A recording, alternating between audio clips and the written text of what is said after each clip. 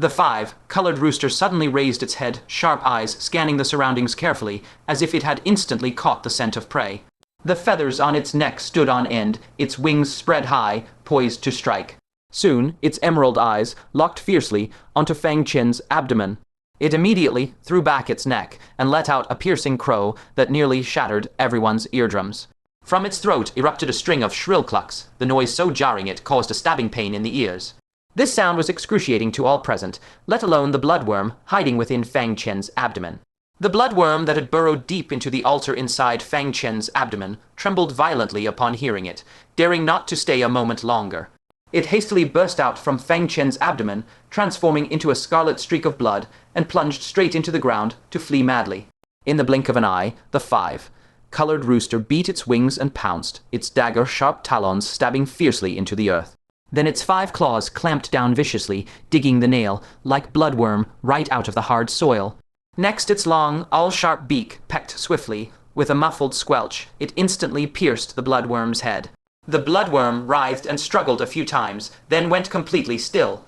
Its body melted away, turning into a drop of fresh crimson blood that fell to the ground with a drip. The Five-Colored Rooster proudly folded its wings, stretched its slender neck, and strutted triumphantly in a circle around Fang Chen.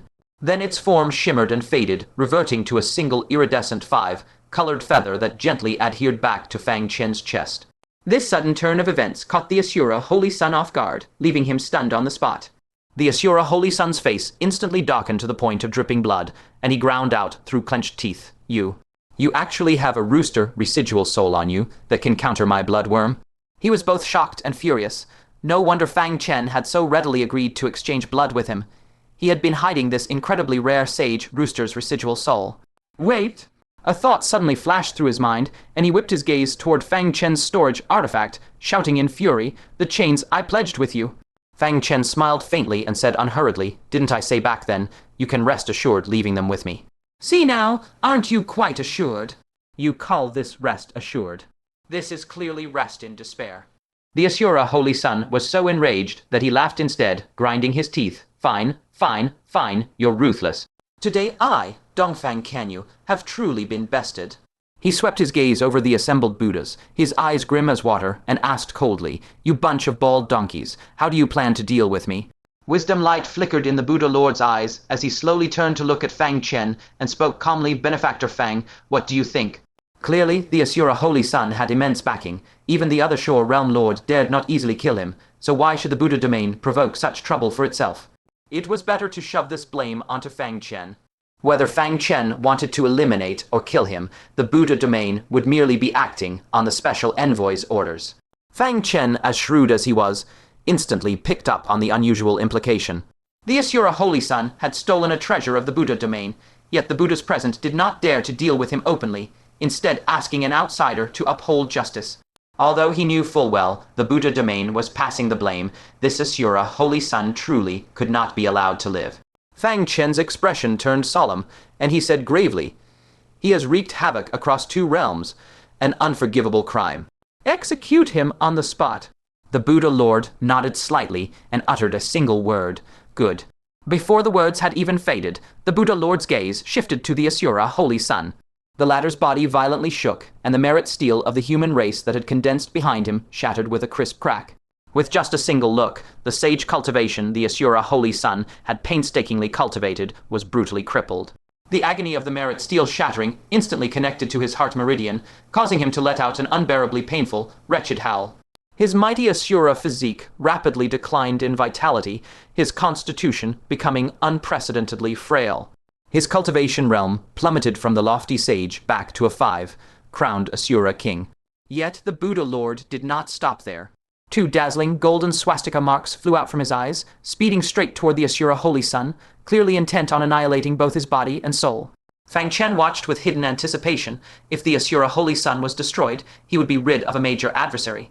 Who knew that at this critical moment?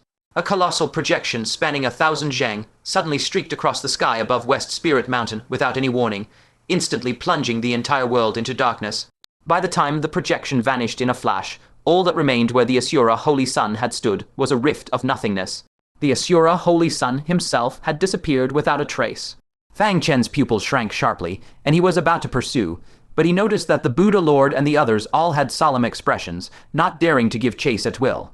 His heart tensed, and he asked in a heavy voice, that projection just now was.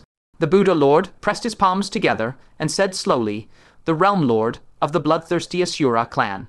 Fang Chen was stunned, the Realm Lord of the bloodthirsty Asura clan. Had he intervened because the Asura Holy Son was from the same clan? But he soon realized the deeper meaning. Fang Chen murmured to himself, Asura Holy Son, Asura Holy Son, could this guy actually be the son of an Asura saint? He suddenly looked up. His father is the bloodthirsty Asura clan's Realm Lord.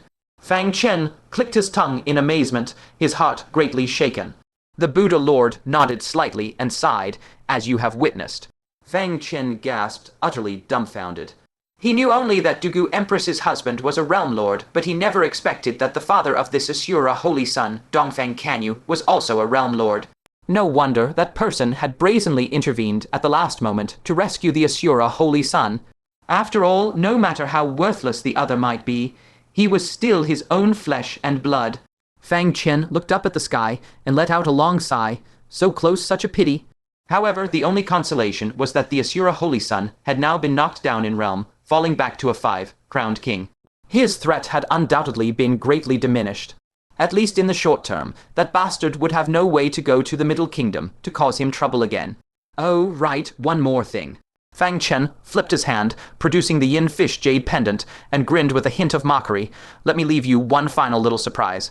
At this moment, within the vast void, the Asura Holy Son was sprawled atop a swiftly receding meteorite, his expression a wretched mixture of having survived a calamity.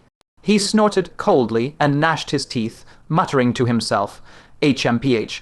That useless father, if he had been willing to join with the Dark Asura realm, Lord back then to launch a rebellion and summon the second Dark Asura from the heavenly realm, today his hell realm would already be under the rule of us, Dark Asuras and bloodthirsty Asuras. Now he shows up playing the good guy to save me. Does he think I'll appreciate it? Sensing the unprecedented weakness in his cultivation and physique, the Asura Holy Son's expression grew ever darker. He said through clenched teeth, crippling my cultivation, Fang Chen, for this blood debt, I will make you pay 100-fold. His teeth ground together tightly, his molars gnashing audibly as if about to shatter from the force. To achieve the Sage Realm, how much effort had he expended in the Middle Kingdom, how many costs had he paid? And now it was all for nothing. Such a deep grudge could only be washed away with blood. But he was no ordinary person, and quickly forced himself to calm down, then thought again, though the losses this time were heavy, at least I obtained everything I wanted. He took out the Yong Fish Jade pendant from his bosom, extended his divine sense inside, and upon seeing the hell-suppressing soul, pacifying scripture, the Buddha incense burner, and the heaven-departing tribulation, cleansing scripture lying quietly within, his face once again revealed a smile. With the hell-suppressing soul, pacifying scripture in hand, do I need to fear I can't rebuild my merits and step back into the sage realm? Besides, the heaven-departing tribulation, cleansing scripture is a body, tempering sacred text. I will soon cultivate a powerful physique comparable to a sage. If I train to its depths, it will be enough to match a sage of the 3 calamities realm. Everything I lost, it won't be long before it all comes back. The more he thought, the more elated he became, and he couldn't help but burst into loud laughter. But before his laughter even faded, the Yong Fish Jade pendant in his palm suddenly radiated a layer of eerie spatial power. Before the Asura Holy Son could react, a faint whoosh sound was heard, and the Yong Fish vanished instantly, replaced by a pitch, black Yin Fish Jade pendant. What's going on? The Asura Holy Son's smile froze abruptly. He stared fixedly at the black fish-shaped jade pendant, stunned in place for 3 full breaths before snapping back to his senses. He hurriedly sent his divine sense into the yin fish space, but the sight that greeted him made his vision go black instantly. The things inside were all gone? No, that's not right. The storage device had been swapped. He instantly understood this pair of yin-yang fish storage devices could actually exchange positions with each other. At this thought, hope reignited in his heart. He hastily activated the yin fish, attempting to swap back the yang fish. With a flash of spatial light, the familiar yang fish indeed reappeared in his palm. His face showed anticipation, silently praying that the items were still there, and he immediately swept his divine sense inside. However, it was completely empty. No, there was still one thing. It was a voice recording Jade Slip. As the Asura Holy Son's divine sense probed in, the slip was instantly triggered. From the slip came Fang Chen's slightly mocking voice. I have to trouble you to keep these Buddha treasures for me. Between us brothers, no need for thanks. Next time we meet, I'll definitely treat you to a good meal and drinks. We'll meet again if fate allows. Buzz, buzz, buzz. The Asura Holy Son's hand trembled violently, causing the young fish to vibrate noisily in his grip. Finally, with a crisp crack, the young fish jade pendant was crushed to pieces in his bare hand. The Asura Holy Son's entire body trembled uncontrollably, his eyes bulging out, layers of terrifying bloodshot veins spreading across them. His originally ferocious Asura face twisted into an even more horrifying visage. He raised his head to the sky and let out a trending explosive roar. Fang Chen. You motherfucker. The extreme rage aggravated his internal injuries.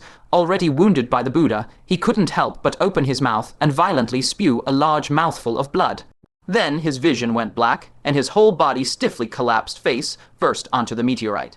A generation's ruthless hero had actually fainted from sheer fury. Meanwhile, at this very moment, within the Buddha domain of the Hell Realm, Fang Chen calmly tucked the yin fish into his bosom, cupped his fists, and prepared to slip away. Seniors, the Buddha domain has suffered heavy casualties and must be busy with affairs. This junior will not disturb you further. Farewell. The Buddha Lord's gaze swept over the corpse of the Realm Lord, passing over the independent space between the legs, the palm, and the forehead. He couldn't help but chant a Buddhist invocation and lamented with pain, Sins, sins, it is our failure to protect the teachings that allowed the sacred land of the Buddha to be defiled. The other Buddha venerables angrily echoed in agreement. One Buddha venerable roared furiously, the Asura Holy Son is an eternal sinner of our Buddhist sect. Another, a Vajra deity with glaring eyes and gnashing teeth, declared, this fiend shall surely fall into the Avicii hell and never reincarnate. Fang Chen, feeling guilty, waved his hand and loudly denounced, exactly, the Asura Holy Son is despicable, shameless, and vile, truly the common enemy of our two realms. If I ever encounter him again, I will strip his skin, scrape his flesh, and dismantle his bones to vent the Buddha's anger. This furious roar was resounding and forceful. Several Buddha venerables looked over upon hearing this, their faces all showing astonishment. How come this man from the Middle Land seemed even more indignant than them, the disciples of the Buddha domain? Beside him, Yu Mingju also snorted angrily, waving her fist and cursing, that hateful Asura Holy Son stole so many treasures, he deserves to have his line cut off. Before she could finish, her voice turned into muffled sounds. It turned out that her small mouth was covered by the quick-handed Fang Chen. Fang Chen quickly coughed dryly, released his hand, and warned in a low voice, a young lady should not speak such foul language. He turned around, once again cupped his fist solemnly toward the Buddha Lord, and declared loudly, this junior will take his leave now. The Buddha Lord nodded slightly, said nothing more, and simply flipped his palm, whereupon the eerily yin-infused yin fish quietly materialized above his hand. With a calm expression and an unhurried tone, the Buddha Lord said, Marshal Uncle Fang arrived empty-handed. Presumably, he shouldn't take away even a single cloud when leaving, right? Damn. Fang Chen cursed inwardly, his face immediately filled with speechlessness. So ultimately, this Buddha Lord had sensed it. But then he thought again, he hadn't yet had time to wash away the residual Buddha aura from these treasures. With the cultivation of the Buddha venerables present, it was indeed not difficult for them to detect it. He coughed awkwardly, then shamelessly smiled. Buddha Lord, please don't misunderstand. That Asura Holy Son plundered the Buddha's belongings on a massive scale. This junior had no choice but to undertake rescuing preservation, you see. The Buddha Lord slowly turned to face him, his gaunt hands joining in a respectful salute, and said calmly, many thanks for the kind intentions, Patron Fang.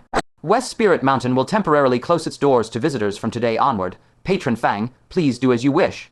Just as he said this, the Buddha Lord's eyebrows suddenly twitched violently, as if perceiving some extremely shocking information. He hastily lowered his head deeply, his joined palms even more reverent. After a moment, his aged body actually trembled slightly. When he raised his head again, his gaze toward Fang Chen was already filled with undisguised astonishment. Fang Chen felt his hair stand on end from that stare, and quickly shielded the heavenly thunder stone in his bosom, shouting vigilantly, what is it? This time, I truly don't have anything from your Buddha domain on me. He reasoned that although he still had some Buddhist items on him, they were all inheritances from the Middle Land's Buddhist sects, which had absolutely nothing to do with the Buddha domain of this hell realm. However, to Fang Chen's great surprise, the Buddha Lord did not press further. Instead, he held the yin fish and respectfully handed it back, saying in a deep voice, returning the item to its rightful owner.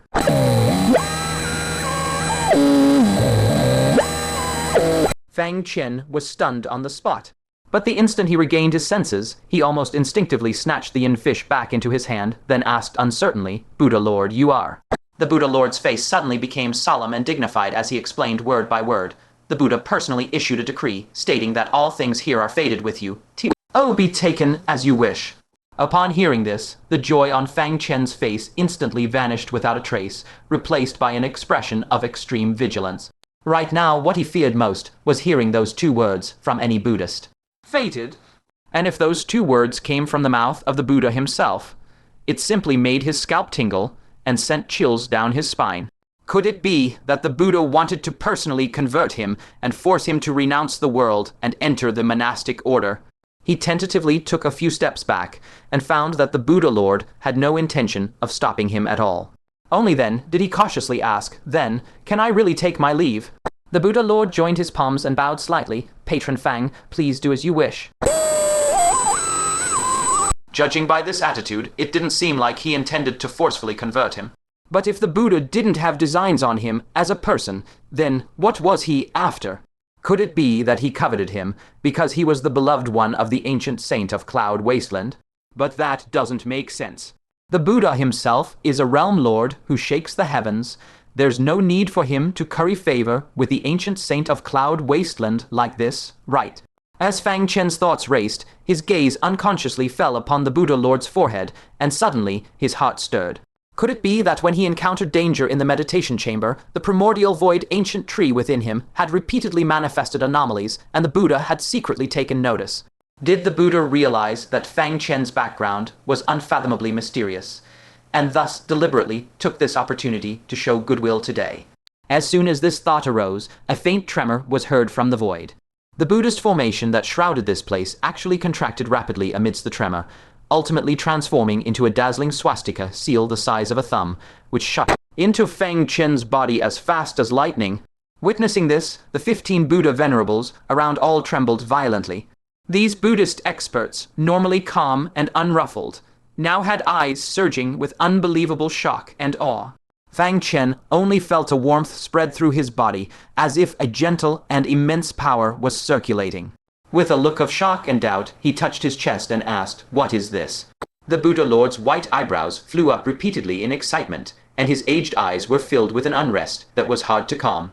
After a long while, he finally managed to suppress the shock within him, then hesitatingly joined his palms and, incredibly, deeply lowered his head before Fang Chen, saying, "NTLY, disciple, greets martial uncle." Before the voice had even faded, the other 14 Buddha venerables also instantly came to their senses, straightened their monk robes, placed their palms together, and bowed deeply towards Fang Chen, saying in unison, "We greet Master, uncle." Farther away, the hundreds of bodhisattvas outside the Buddhist array also bent their waists, their voices shaking the wilderness. "We greet Grand Master, uncle." Wait! Fang Chen stood there completely dumbfounded, his mind going blank. The current Buddha venerables had all attained enlightenment through the Buddha's personal teachings. So strictly speaking, they were only disciples of the Buddha. They now address me as Master, uncle. What on earth does that mean? Doesn't that mean Fang Chen has inexplicably become the junior brother of the Buddha? No, this joke is just too absurd, isn't it? What virtue and ability does he, Fang Chen, possess to address a Buddha who has long stepped into the saint realm as fellow senior and junior brothers? Standing nearby, Yu Mingzhu and Pingshan Bodhisattva's eyes bulged wide, their jaws nearly dropping to the ground. Especially Pingshan Bodhisattva, the shock in his heart was simply indescribable. This good brother who had traveled with him to the Central Plains, how in the blink of an eye had he suddenly become the junior brother of the entire Buddhist sect's overlord? The leap in status was simply too great, leaving him with a buzzing mind for a while, completely unable to accept it. Fang Chen took a deep cold breath, barely steadied himself, and quickly waved his hands, declining. "Esteemed Buddha venerables, please speak with caution. This junior has no virtue or ability. How could I dare to accept your calling me master, uncle?" The Buddha Lord hurriedly returned the salutation, explaining with utmost solemnity, "This is an edict personally issued by the Buddha, without the slightest falsehood. The mark engraved on that swastika seal is the supreme insignia of the derivative Saint Buddha. Since the Buddha has bestowed it upon you, he has acknowledged your transcendent status as his junior brother. The term derivative here means one level lower. The Buddha is the Supreme Saint Buddha, and Fang Chen is the derivative Saint Buddha, following right behind. The Buddha Lord continued respectfully. Relying on this swastika seal, Master Uncle may henceforth walk the entire Hell Realm under the identity of the derivative Saint Buddha. Buddha Venerables and Bodhisattvas of all heavens and 100 worlds will see you as if the Hell Realm's Buddha himself had descended in person. Yes. Doesn't this mean from now on he carries a protective mantle of the Buddha of Saint Realm? In the future, anyone wanting to plot against him in secret will have to weigh things carefully, whether they can bear the towering fury of the Buddha behind him. A surge of uncontrollable excitement rose in Fang Chen's heart. But when he calmed down and realized that the Buddha was likely showing goodwill because of the immemorial void divine tree within him, he couldn't help but worry. Could that unfathomable Buddha be secretly coveting his immemorial void divine tree? After a moment's thought, he quickly suppressed this doubt. Firstly, with that immensely resourceful Tao servant suppressing from the shadows, the Buddha absolutely cannot act against him recklessly. Secondly, if the Buddha really turns hostile, he can just flee immediately and return to the side of the ancient saint of cloud desolation. In any case, he'll steadily accept this enormous benefit first, and if trouble truly comes later, he'll figure out a way to deal with it then. Thinking up to here, Fang Chen's expression relaxed. Imitating Buddhist customs, he ostentatiously placed his palms together and said grandly, "My dear nephew disciples, no need for excessive courtesy. Since we've reached this point, from now on, we are one family." As soon as one family was mentioned, a thought flashed in Fang Chen's mind, and he remembered that he still had some things to take care of. His sharp gaze shifted and landed directly on the massive corpse of the Sun Giant Emperor not far away. He had always yearned to cultivate a supremely powerful poison body, but the cultivation conditions for this were extremely harsh. It required Saint's essence, a merit divine steel, and the unique cursed sun wheel of the Giant Emperor. He now had the first two items in hand, but the cursed sun wheel was exceedingly difficult to obtain. Now, this rare opportunity that might only come once in 1,000 years had finally arrived. Fang Chen's figure flashed, instantly appearing above the Sun Giant Emperor's massive head. Looking down, his heart tightened. He saw that one of the sun wheels had already shattered, strands of curse energy leaking uncontrollably outward. It was probably destroyed by the creature itself during its earlier, frenzied struggles in agony. His heart clenched, and he quickly swept his gaze to the other one. Fortunately, the other cursed sun wheel was intact, its dark light restrained and fully whole. Without hesitation, Fang Chen drew the gleaming angel blade. Like a red, hot knife slicing into tender tofu, it easily pierced the Giant Emperor's tough forehead. Then, with a sharp twist of his wrist, a complete sun wheel flew out, trailing a streak of black blood. And the head, wounded by the angel blade, with a muffled bang, rapidly turned into a sky full of holy light, completely dispersing and vanishing. The Buddha Lord saw this from afar, an expression of surprise appearing on his face. This short blade, could it be the legendary angel blade specifically designed to counter beings of hell? Fang Chen caught the flying cursed sun wheel in his hand, turned to the Buddha Lord with a grin, and said with a hint of surprise, "Nephew, disciple has keen eyes indeed." But inwardly he was puzzled. He had heard that the Hell Realm had not set foot in the Heaven Realm for a full 10,000 years. How could this Buddha Lord recognize the blade's origin at a glance? The Buddha Lord shook his head slightly and explained truthfully, "It is not that your disciple has keen eyes, but rather the appearance of this blade is exactly identical to our Hell Realm's Asura blade. Only one blade is filled with holy power, specifically used to slay beings of our Hell Realm, while the other contains the ultimate yin-chill energy, specifically effective against angels." Oh? Fang Chen's gaze flickered, thoughts racing. He had long suspected this. Surely the Hell Realm also hid a magical artifact specifically meant to kill angels. He just didn't expect it to be the counterpart of the angel blade, the Asura blade. If he could manage to obtain one later and carry it with him, should he encounter an arch-nemesis of the angel race again, wouldn't he then possess a potent means to completely exterminate them? He immediately asked curiously, "Does your Buddhist domain then have such an Asura blade in its collection?" The Buddha Lord shook his head, revealing a trace of regret. No. The two realms have been at peace for 10,000 years. All sides in the Hell Realm have long since put away their weapons and stored their armor. Such ferocious instruments of slaughter are mostly kept personally by the rulers of each domain. Our Buddhist domain has never been a warlike place, hence we do not possess one. That's truly a pity. Fang Chen sighed regretfully, carefully stowed away the heavy cursed sun wheel in his hand, planning to begin refining that long, anticipated poison body after returning to the Central Plains. Apart from the items needed for the poison body, a flash of inspiration struck Fang Chen, and he recalled another extremely important treasure. Narrowing his eyes, he carefully examined the giant emperor's enormous hand, meticulously searching for a while among the fingernail gaps of that thick, pillar-like right hand. As expected, he immediately spotted the faintly glowing mirror of attire flickering with Buddhist light. He reached out with his power from a distance, steadily drawing the precious mirror before him, an unmistakable flush of excitement spreading across his face. Nephew disciple, I have heard that this precious mirror can reflect a person's future. Is this true? Fang Chen turned and, filled with expectation, sought confirmation from the Buddha Lord. The Buddha Lord nodded in confirmation. The Buddha knows 500 years past and future. This mirror indeed can foresee the future and divine heavenly secrets. However, the Buddha's Tao resonance within the mirror is already scarce.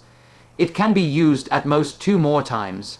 Fang Chen took a deep breath, and with a mix of excitement and apprehension, slowly aimed the mirror of attire at himself. Yet a bizarre scene unfolded. That mirror, said to reflect the future, remained completely still. The smooth surface only clearly reflected his current appearance, without showing any strange scenes of the future. What's going on? Why did it suddenly stop working? Fang Chen frowned, repeatedly examining it several times, but no matter how he tried, the mirror of attire remained unchanged. The Lord Buddha beside him also twitched his long eyebrows. First, he scrutinized the mirror of attire with a gaze full of confusion, then slowly let his profound eyes settle upon Fang Chen. At last, as if discovering some exceedingly astonishing truth, he spoke in disbelief. The mirror itself is without problem. The problem is you, martial uncle. He paused a moment, then in a tone almost of reverence, slowly uttered a fact that even made his own heart shudder. You have no future at all. What? Fang Chen's heart clenched abruptly. Even the ancient Buddha's mirror could not reveal his future. This foreshadowed that he would fall not long from now. The heavenly secret, once divined by the heavenly secret elder, was now confirmed once more with ironclad certainty. Suddenly, he felt a tightness around his waist. Yu Mingzhu, from behind, hugged him with all her might. She held him so tightly, as if the moment she let go, he would scatter like quicksand. Her shoulders trembled slightly, scalding tears soaked through their clothes, and stifled sobs came intermittently. Fang Chen gave a bitter smile. Mingzhu. He had long since regarded life and death lightly, yet he could not bear to see those close to him suffer distress because of him. Yu Mingzhu leaned against his back, emitting silent sobs. Fang Chen. Ever since learning of that prophecy of fate, she had been living in constant fear and anxiety every moment. Fang Chen had narrowly escaped danger time and again, and each time it had wrung her heart beyond measure. But she had no way of knowing which time a truly great peril would make that prophecy come true. Perhaps it would be the time after next, or perhaps the very next time. She held Fang Chen even tighter, and those tearful eyes gradually erupted with a resolute light. I don't want to lose you. I stepped onto the martial path, precisely to follow my heart and leave joyfully. If I can't even keep my own man, then what use is this cultivation of mine? As her words fell, she seemed to suddenly reclaim the bold spirit she had possessed as the sect master of the Blissful Union sect. Yu Mingzhu fiercely wiped away her tears, snatched the ancient Buddha's mirror over, and snorted coldly. I want to see my own future too. I'm going to see for myself if I can find a clue to make out who exactly will kill you. As long as I kill him in advance, it will all be over. Fang Chen's eyes lit up slightly. This was after all a way to break the impasse. Yu Mingzhu was someone who had been by his side for a long time. If, when the time came for his death, she happened to be there, wouldn't she truly be able to glimpse the culprit who killed him? Yu Mingzhu slowly aimed the mirror at herself. In an instant, a future that only she could see flashed before her eyes like fleeting images from a galloping horse. First, delight appeared on her face, then shock, then resistance, then intense sorrow and anger, finally congealing into a deep bitterness. The vast and distant future, in but a flash of lightning, sped entirely through her mind. The Tao resonance on the ancient Buddha's mirror dissipated yet another large chunk. Fang Chen, seeing her expression shift 100 times, could not help but ask, "What did you see?" Yu Mingzhu gazed at Fang Chen with an exceedingly complex look, her lips parting as if about to speak. But at that very instant, she suddenly sensed a force from the unseen realm come crashing down upon her. The Lord Buddha seemed to sense something. Abruptly, he looked toward the sky and said in a deep voice, "Heaven's secrets must not be divulged. It is enough to know in your heart. You must not speak of it to outsiders. Otherwise, you will surely bring heavenly punishment upon yourself." Fang Chen's heart chilled. He immediately recalled that the heavenly secret elder, merely for intercepting a sliver of heaven's secret for them, had developed foul sores on his face. Yu Mingzhu had glimpsed so much of the future. If she spoke of it, how terrifying would the consequences be? He hastily reached out and covered Yu Mingzhu's mouth. No need to say more. Yu Mingzhu gently removed his hand, but still gritted her teeth and said, "I did not see how you fall. I only know that you, without a doubt, body and soul will be extinguished." Just as her words fell, her delicate frame shuddered violently, and an expression of extreme agony instantly surfaced on her face. The nascent soul she had nurtured within her dantian was torn open with a grisly gash from thin air. This was the warning of heavenly punishment. Yu Mingzhu clutched her stomach tightly, enduring the tearing pain, and continued in a trembling voice, "But I saw a sliver of a chance. It is." Before she could finish, the 9-colored radiance in her eyes spontaneously started spinning madly, and layer after layer of multicolored auroras surged forth from her body. It was as if the heavenly Kai observation art she cultivated was autonomously defending against the descent of some unknown terror. In the next moment, the entire Western Spirit Mountain trembled violently. Within the originally boundless Buddhist domain, the countless splendid golden temples and palaces, whose majestic Buddhic light had illuminated the Buddhist domain for eons. Yet at this very moment, that Buddhic light was abruptly extinguished, plunging the entire Buddhist domain into boundless darkness where one could not see their own hand in front of their face. The only place where Buddhic light still lingered was the Buddha's cultivation ground where they stood. But even this last light was being rapidly compressed by an invisible force. The surging darkness all around, like a whirl-ending tide, crazily encroached and pressed in. This was not all. That 1,000-jang-tall corpse of the Realm Lord, which had never rotted through countless ages, actually began to decay rapidly at this moment. The skin of the corpse cracked inch by inch, filthy black blood surged out, and flesh and bones rotted and decayed at a visible speed. From those gigantic eyes, like waterfalls of blood, an ocean of foul blood poured forth. "Don't say another word." Fang Chen's face changed dramatically, and he covered Yu Mingzhu's mouth tightly with his hand. If she spoke any further, Yu Mingzhu would truly die. As her mouth was firmly covered, the encroaching darkness around them receded like a tidal wave slowly withdrawing. Western Spirit Mountain ceased shaking, and the Realm Lord's corpse no longer continued to fester. The extinguished Buddhic light, spanning 10,000, lie within the Buddhist domain, finally relit bit by bit. The 15 Buddhist venerables wore grave expressions, their faces still marked with lingering terror. The Lord Buddha looked at Fang Chen, his expression solemn to the extreme. The fall of the promulgating sage Buddha. Just what kind of heaven-shaking karma does it involve? How could it invoke such a terrifying heavenly punishment? Normally, when one divulges the heavenly secret of a person's death, the punishment usually acts directly on the divulger. For example, developing sores, losing teeth, in serious cases, flesh rotting, cultivation wasted, at worst, death on the spot. But what just occurred? What was that? That was a world-annihilating great heavenly punishment that could engulf the entire Buddhist domain. It seemed some supreme will from the unseen realm wanted to wipe out Yu Mingzhu, along with all who might come to know this heavenly secret. The death of Fang Chen. Just how immense is the karma entangled behind it? It was only at this moment that the Lord Buddha finally fully understood why the Buddha had recognized Fang Chen as the promulgating sage Buddha. It is because Fang Chen is no ordinary person. Yu Mingzhu, completely drained, slumped limply against Fang Chen, her face pale as paper, her breathing already in disarray.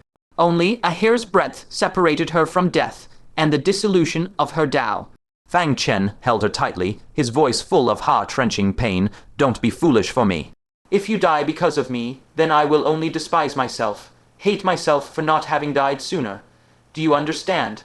Yu Mingzhu nodded weakly and lay quietly in Fang Chen's arms, but her small fists clenched until her knuckles turned white. Since that strand of heavenly secret could not be spoken aloud, then she would simply act on it directly. She must ensure that Fang Chen lives. Absolutely. At that moment, the Lord Buddha suddenly felt a stirring in his heart. He gazed into the distance and closed his eyes briefly to sense. Then his tone deepened. "The Lord of Fengdu Domain has encountered trouble and needs me to go immediately." He promptly cast a look at Fang Chen seeking permission. "Fengdu?" Fang Chen's heart stirred. He immediately recalled that Asura King Ayu had entrusted him to be sure to return the remains of Empress Dugu to Fengdu. He nodded and said, "Martial nephew, go ahead first." He still had some matters here that needed to be dealt with first. The Lord Buddha immediately bowed. Martial nephew takes his leave. He turned and instructed those beside him. "Ju Dao, Ju Meng, you two stay and serve martial uncle. The rest follow me." "Yes, senior brother." The two Buddhist venerables respectfully stayed behind, while all the other venerables transformed into streaks of light and swiftly rushed toward Fengdu, their manner clearly indicating an extremely urgent matter. Fang Chen retracted his gaze and looked at the two Buddha venerables. He took out the pocket treasure and released the 100+ Central Plains experts who had been cooped up for a long time. Fang Chen pointed at the group and said, "Martial nephews, I have 2 matters to entrust to you." "Martial uncle is too kind, just give your orders." The two Buddha venerables became even more respectful. Fang Chen pointed at them. "I ask one martial nephew to escort them back to the Central Plains first." Going to Fengdu, he didn't know what they would encounter. If there was great danger, bringing them would be tantamount to leading them to their deaths. One Buddha venerable immediately nodded. "I receive martial uncle's decree." With a wave of his sleeve, vast Buddha light surged out, about to sweep everyone away through the void. "Wait!" Liu Ruxu suddenly stepped forward, looked at Fang Chen and asked, "Husband, are you going to Fengdu?" Fang Chen nodded. "You want to come too?" Liu Ruxu took the sleeping little one, horned young master out of the pocket space, and said, "This little guy should return to his own clan." Fang Chen suddenly realized, inwardly blaming himself for almost forgetting the little one, horned young master. Speaking of which, he is also a descendant of the Asura saint, a true Asura saint heir. He nodded. "All right, you come with me." That Buddha venerable hesitated no longer, urged the Buddha light, wrapped the rest of the people into countless silhouettes, and vanished in an instant. Fang Chen looked at the last remaining Buddha venerable and asked carefully, "I have a friend from the Central Plains Buddhist sect. For some reasons, he can no longer stay in the Central Plains Buddhist sect. I wonder if the Buddha domain could open a door of convenience for him and accept him into our fold." Upon hearing this, the gentle gaze of that Buddha venerable shifted slightly, naturally falling upon the disrobed, fair-skinned Ping-Shen Bodhisattva. That calm, wisdom-filled glance seemed to see through Ping-Shen Bodhisattva completely. Extraordinary comprehension, able to achieve Bodhisattva fruition overnight through sudden enlightenment, he indeed has the bearing of a Buddha venerable, a rare one of great wisdom, even in the Buddha domain. What a pity his rise came from the mortal world, and his fall will be because of it. Fang Chen was secretly amazed. The reason Fayin could suddenly attain enlightenment and become a Bodhisattva was that he picked up his love for Yue and later let go of that love for the sake of all living beings. Yet in the end, he was expelled from the Buddhist sect and stripped of his monk status for saving Yue. The vast Central Plains had no place left for him. This Buddha venerable had seen through all of Fayin's past with a single glance. The Buddha venerables of the Buddha domain were truly unfathomable. Fang Chen couldn't help but ask in a deep voice, "Will the Buddha domain not take him in?" The Buddha venerable showed a trace of hesitation and said slowly, "His mortal love tribulation is a fated evil affinity, with tangled karma that will inevitably bring retaliation. When that time comes, whether he becomes a Buddha or a demon depends on a single thought." Fang Chen sighed silently. The emotional entanglement between Fayin and Yue was indeed hard to describe. He didn't want to interfere too much. But he said with firm tone, "If he becomes a Buddha, our Buddha domain will gain another Buddha venerable. If he falls into demonhood, I will personally cut him down." The Buddha venerable's expression turned solemn upon hearing this. He pressed his palms together and said, "This martial nephew understands." With that, he flicked his finger. A dense and pure Buddha light instantly landed on Ping-Shen Bodhisattva, transforming into a brand new Kasaya. The inner lining of the Kasaya was densely engraved with Sanskrit characters, like chains of gold tightly wrapped around Ping-Shen Bodhisattva's body. An authoritative Buddhist voice suddenly resounded through the void, each word like a bell. "Ping-Shen, from today onwards, you are the 109th Bodhisattva of the underworld Buddha domain. From now on, cultivate on your own. If you have any doubts, you may consult us, the 18 martial uncles." The voice paused briefly, then added slowly, "I hope you do not disappoint Yansheng Buddha's expectations." Ping-Shen Bodhisattva's heart burned, and gratitude nearly overflowed from his chest. Fang Chen had not only brought him back into the Buddhist sect, but also given him a support that ordinary bodhisattvas wouldn't dare dream of. A bodhisattva being able to consult 18 Buddha venerables on the Buddhist path at any time was an exclusive honor unmatched in the entire Buddha domain. He suppressed his surging emotions and bowed deeply with folded hands. Thank you, Buddha venerables, for taking me in. Then he turned to Fang Chen and bowed again. Thank you, Grand Marshal Uncle, for your great mercy. This disciple is eternally grateful. Fang Chen felt extremely strange. Yesterday they were brothers, and today he had become an ancestor. Yu Mingzhu, who had been a bit sad, couldn't help but burst out laughing at this scene. She tilted her chin playfully. Little monk, then what should you call me? Ping Chen Bodhisattva's mouth twitched violently, but he still folded his hands and bowed obediently. Greetings, Grand Marshal Uncle. Then he respectfully saluted Liu Ruxu, and greetings to this Grand Marshal Uncle. Liu Ruxu quickly waved her hands and scolded softly. Yu Mingzhu is fooling around, ignore her. With that, she turned her face and shot Yu Mingzhu a light glare. Yu Mingzhu gave a snort and simply threw herself into Fang Chen's arms, turning her head away. She and Liu Ruxu had never gotten along, and she was still silently competing in her heart. Fang Chen didn't know whether to laugh or cry. He raised his hand and lightly patted her bottom, teasing, "You need to be disciplined too." After scolding Yu Mingzhu, Fang Chen straightened his expression and said warmly to Ping Chen, don't mind the seniority. Cultivate well in the Buddha domain. We'll meet again if fate allows. Their parting this time separated them by an entire world. Who knew when they would meet again? Ping Chen Bodhisattva's eyes were also tumultuous with emotion, full of feelings. Back when they first met, it was in the demon territory of the continent. At that time, he was still a Vajra of the nascent soul realm, and Fang Chen was just a mere cultivator at the core formation stage. From probing each other as both friend and foe, they fought side by side through bloodshed, ultimately becoming life and death comrades against the ancient giants. But now they were to be separated by worlds. Ping Chen Bodhisattva bowed slightly, his voice low but firm. Grand Marshal Uncle, safe travels. We will meet again. Fang Chen waved his hand, took the arms of the two girls, and his figure flashed as he soared toward the distant sky. Ping Chen Bodhisattva stood still, his gaze following Fang Chen's back until it completely melted into the boundless sea of clouds. So many eternal farewells in this world end silently with a light goodbye. Even the stage after the play has a day to reopen. Only the farewells of life have no return date. The mortal path stretches far, winds and rain, constantly washing away the vicissitudes. The green mountains never change color, they just quietly await the return of old friends. On the edge of the sky, Fang Chen finally withdrew his gaze, a look of emotion on his face. Liu Ruxu turned her eyes to him and said softly, life is like a carriage traveling together. Some people reach their stop, some board. A lifetime is a journey of meeting, knowing each other and parting. It's just that some partings come quickly, some come late. As she spoke, she gently hooked Fang Chen's arm, leaning her head on his shoulder, murmuring, I will accompany you to the end, whether it's your end or mine.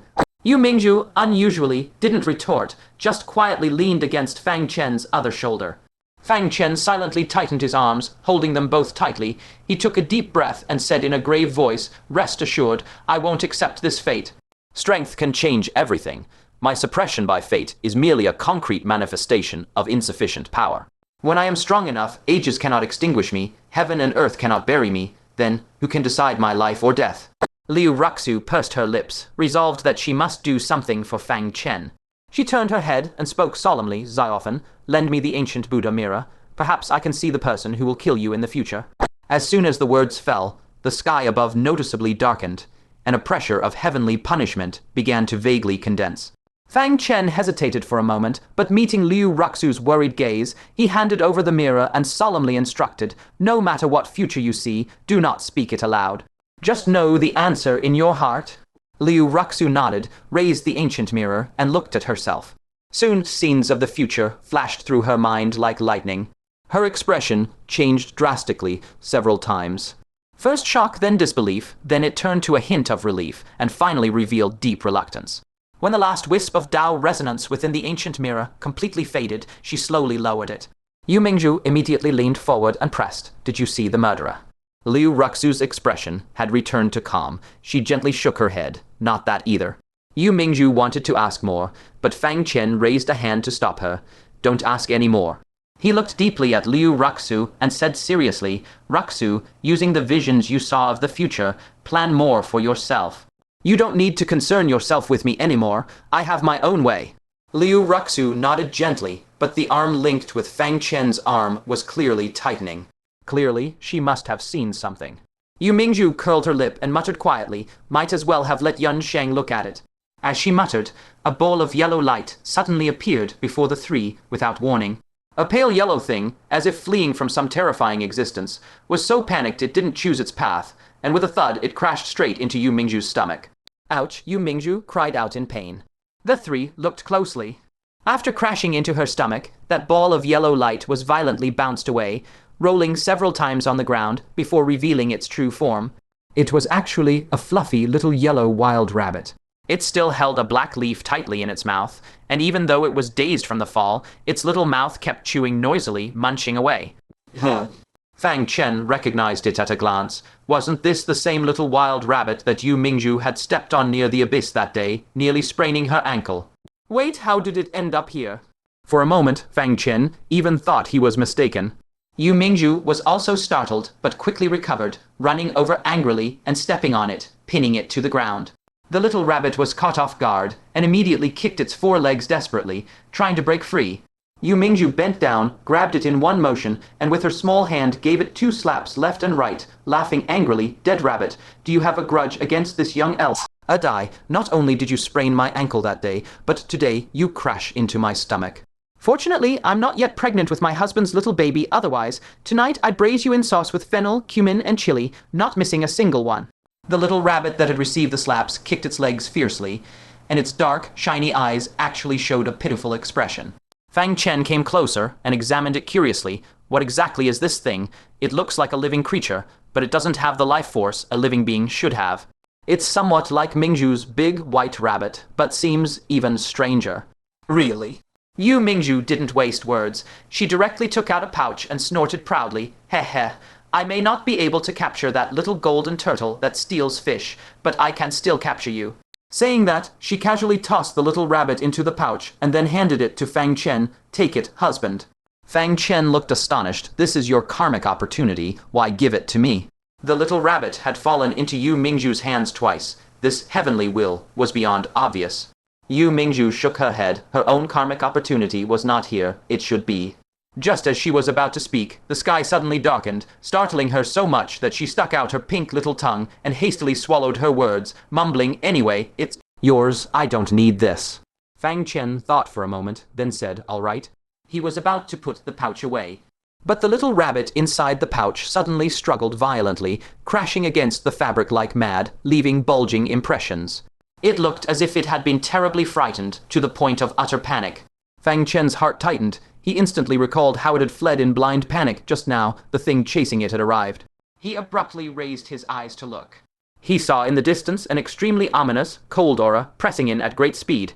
Fang Chen and Yu Mingju both froze and almost simultaneously whispered in alarm, "It's the calamity, warding Black Lotus." And connecting it to the black leaf the rabbit had been chewing moments ago, their pupils suddenly contracted sharply. That black leaf was a fragment of the calamity, warding Black Lotus's leaf.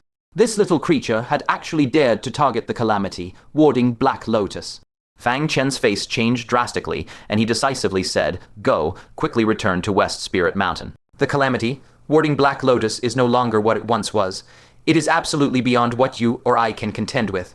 This Black Lotus, perhaps because it had devoured the evil crow Venerable back then, seemed to have opened a door to a whole new world, and now it truly devoured anyone it caught. Even the Asura Holy Son had been grabbed by it and badly gnawed on. No need to run." At that moment, Liu Ruxu, with a complicated look, spoke calmly, "Suppress all fluctuations on your bodies, do not leak any aura, and do not make even the slightest movement. It NL pursues living things and is not interested in dead things." Huh? Fang Chen and Yu Mingju looked over in unison, surprised. How could Liu Ruxu know the calamity, warding Black Lotus so well? With some skepticism, Fang Chen gnashed his teeth, pressed a hand on Yu Mingju's shoulder, and simultaneously suppressed all his aura. Unless one saw with their own eyes, others would not be able to sense that a living person was still standing there. Yu Mingju hesitated for a moment, then also complied, suppressing all sound and aura. Liu Ruxu followed suit. The three stood side by side, motionless, instantly as if they had transformed into 3 stone statues. just as Yu Mingzhu was inwardly wondering where the calamity warding Black Lotus was. Suddenly, a sharp sting and a squirming sensation came from her calf. She was so frightened that her scalp tingled, and she instinctively wanted to jump away and look down to check. Fortunately, she came to her senses instantly. At this moment, there could be no movement whatsoever. So she gritted her teeth, forcefully endured the strange discomfort and her anxious heart, and stood rooted like a piece of wood. Soon, that piercing, bone, deep pain receded like a silent tide. But before Fang Chen could breathe a sigh of relief, the ground beneath the three was silently torn apart by a bizarre force, as if it were a sheet of thin paper. A monster topped with a black lotus leaf and bearing long vine-like stems slowly emerged from the depths of the fissure. At its root was unmistakably a black lotus root with a vague human silhouette. The vine stems, covered with short, fine barbs, carefully probed the surrounding ground like a venomous snake flicking its tongue, clearly searching for living creatures. Fang Chen's pupils sharply constricted, and he drew a cold breath inwardly, calamity warding Black Lotus. Compared to when he last saw it battling the Asura Holy Son, this monstrous thing had actually evolved again. The previous time, although it already had distinct facial features, and clearly defined limbs and torso, even showing abdominal and pectoral muscles. Now, perhaps from devouring the flesh and blood of too many hellish creatures, it had actually begun to grow a layer of skin. The texture of the skin was extremely fine and distinct, even visible with individual pores. Overall, it was still pitch black as ink, but parts had already started to transform into a ghastly pale white. It was evolving into a human form at an alarming speed. Fang Chen's heart chilled. He instantly understood. This calamity, warding Black Lotus, had probably detected the scent of the little rabbit disappearing here, and that was why it lay unjured, repeatedly searching. Its probing vine stems swept silently over the three several times. Just as Fang Chen held his breath, thinking they could escape this tribulation by suppressing all aura. The calamity, warding Black Lotus, which had been restless, suddenly stopped all movement.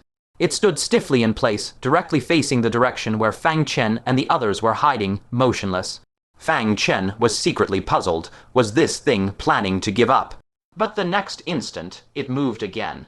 Its long vine stems suddenly split into over a dozen strands, and like the tentacles of a deep-sea octopus, they extended toward Fang Chen and the other two unhurriedly. Fang Chen's expression changed drastically. This ferocious creature had actually learned to think.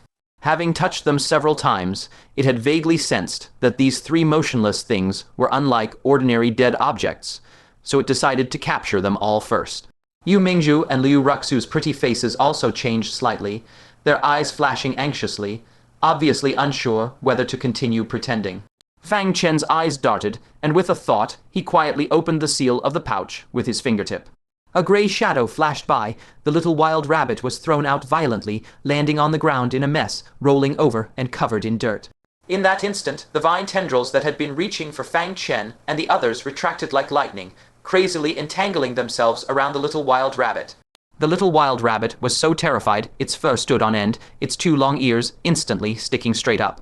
With a powerful thrust of its four legs, it bolted away in a frantic, life-forward death dash. As it ran, it turned its head back and squealed noisily at Fang Chen. Though he couldn't understand rabbit language, from its flustered and exasperated appearance, he guessed it was cursing quite foully. Unfortunately, before it could curse much, it was tightly entwined by the dozen or so barbed tentacles of the Black Lotus. The tentacles weaved into a net, like a spider binding its prey, giving it an elaborate binding. In an instant, it was trussed up like a zongzi, unable to move any further. Seeing that the prey was captured, at that very moment, a brilliant gleam erupted in Fang Chen's eyes, and he suddenly struck. With a flick of his wrist, the dog chain that the Asura Saint Son had entrusted to him instantly transformed into a streak of black light as he flung it out, precisely aiming to curl around the Black Lotus's thick neck. Sensing danger approaching, the Black Lotus twisted its body frantically, trying to send out vine shoots to attack. But at that moment, all its tentacles were occupied with the little wild rabbit, leaving it no time to retract them for defense. And this ferocious creature seemed not to know what fear was, nor understood how to dodge. In the blink of an eye, the icy chain forcibly wrapped around its neck. With a crisp click as the collar closed with a clear, colliding sound, the dog chain had actually successfully leashed this peerless, monstrous creature. The next moment, something bizarre occurred. As if all its strength had been instantly drained, the black lotus's vine tendrils wrapped around the rabbit all loosened limply, and its body, like a black iron tower, toppled over stiffly with a crash. The little wild rabbit, freed from its bonds, immediately tried to bolt away again. But what met it was a 5-colored small mountain that came crashing down upon its head. The 10-janked, all-small mountain erupted with 5-colored divine light, shrouding it from above. The little wild rabbit, which was running for its life, felt its 4 legs suddenly go weak, and it tumbled head over heels, its entire rabbit face scraping along the ground for a distance before it finally came to a stop. Dragging the heavy black lotus with one hand, Fang Chen flew over, grabbed the dazed little wild rabbit, and gave it 2 slaps right away, scolding, "You little brat, who told you to curse people." The little wild rabbit's head was buzzing, and it could only roll its eyes in grievance. Today, it hadn't succeeded in any misdeeds, but had already been slapped 4 times. Fang Chen casually stuffed it back into his pocket, then frowned as he examined this black lotus, his eyes filled with solemnity. He didn't know how this vicious creature had broken into the Hell Realm, but judging by its astonishing level of evolution, it had likely devoured quite a few of the realm's beings. It was indeed not without reason that the Hell Realm had once spared no expense to exterminate them. If left unchecked with its devouring ability, it could likely consume an entire world until nothing remained. With this thought, a cold gleam flashed in his eyes, and with a whoosh, a fierce sacred flame surged from his palm as he mercilessly slapped it toward the black lotus's chest. A harsh sizzling noise rang out. The sacred flame, which was the bane of hellish beings, had an even more devastatingly multiplied effect against this ancient species of the Hell Realm.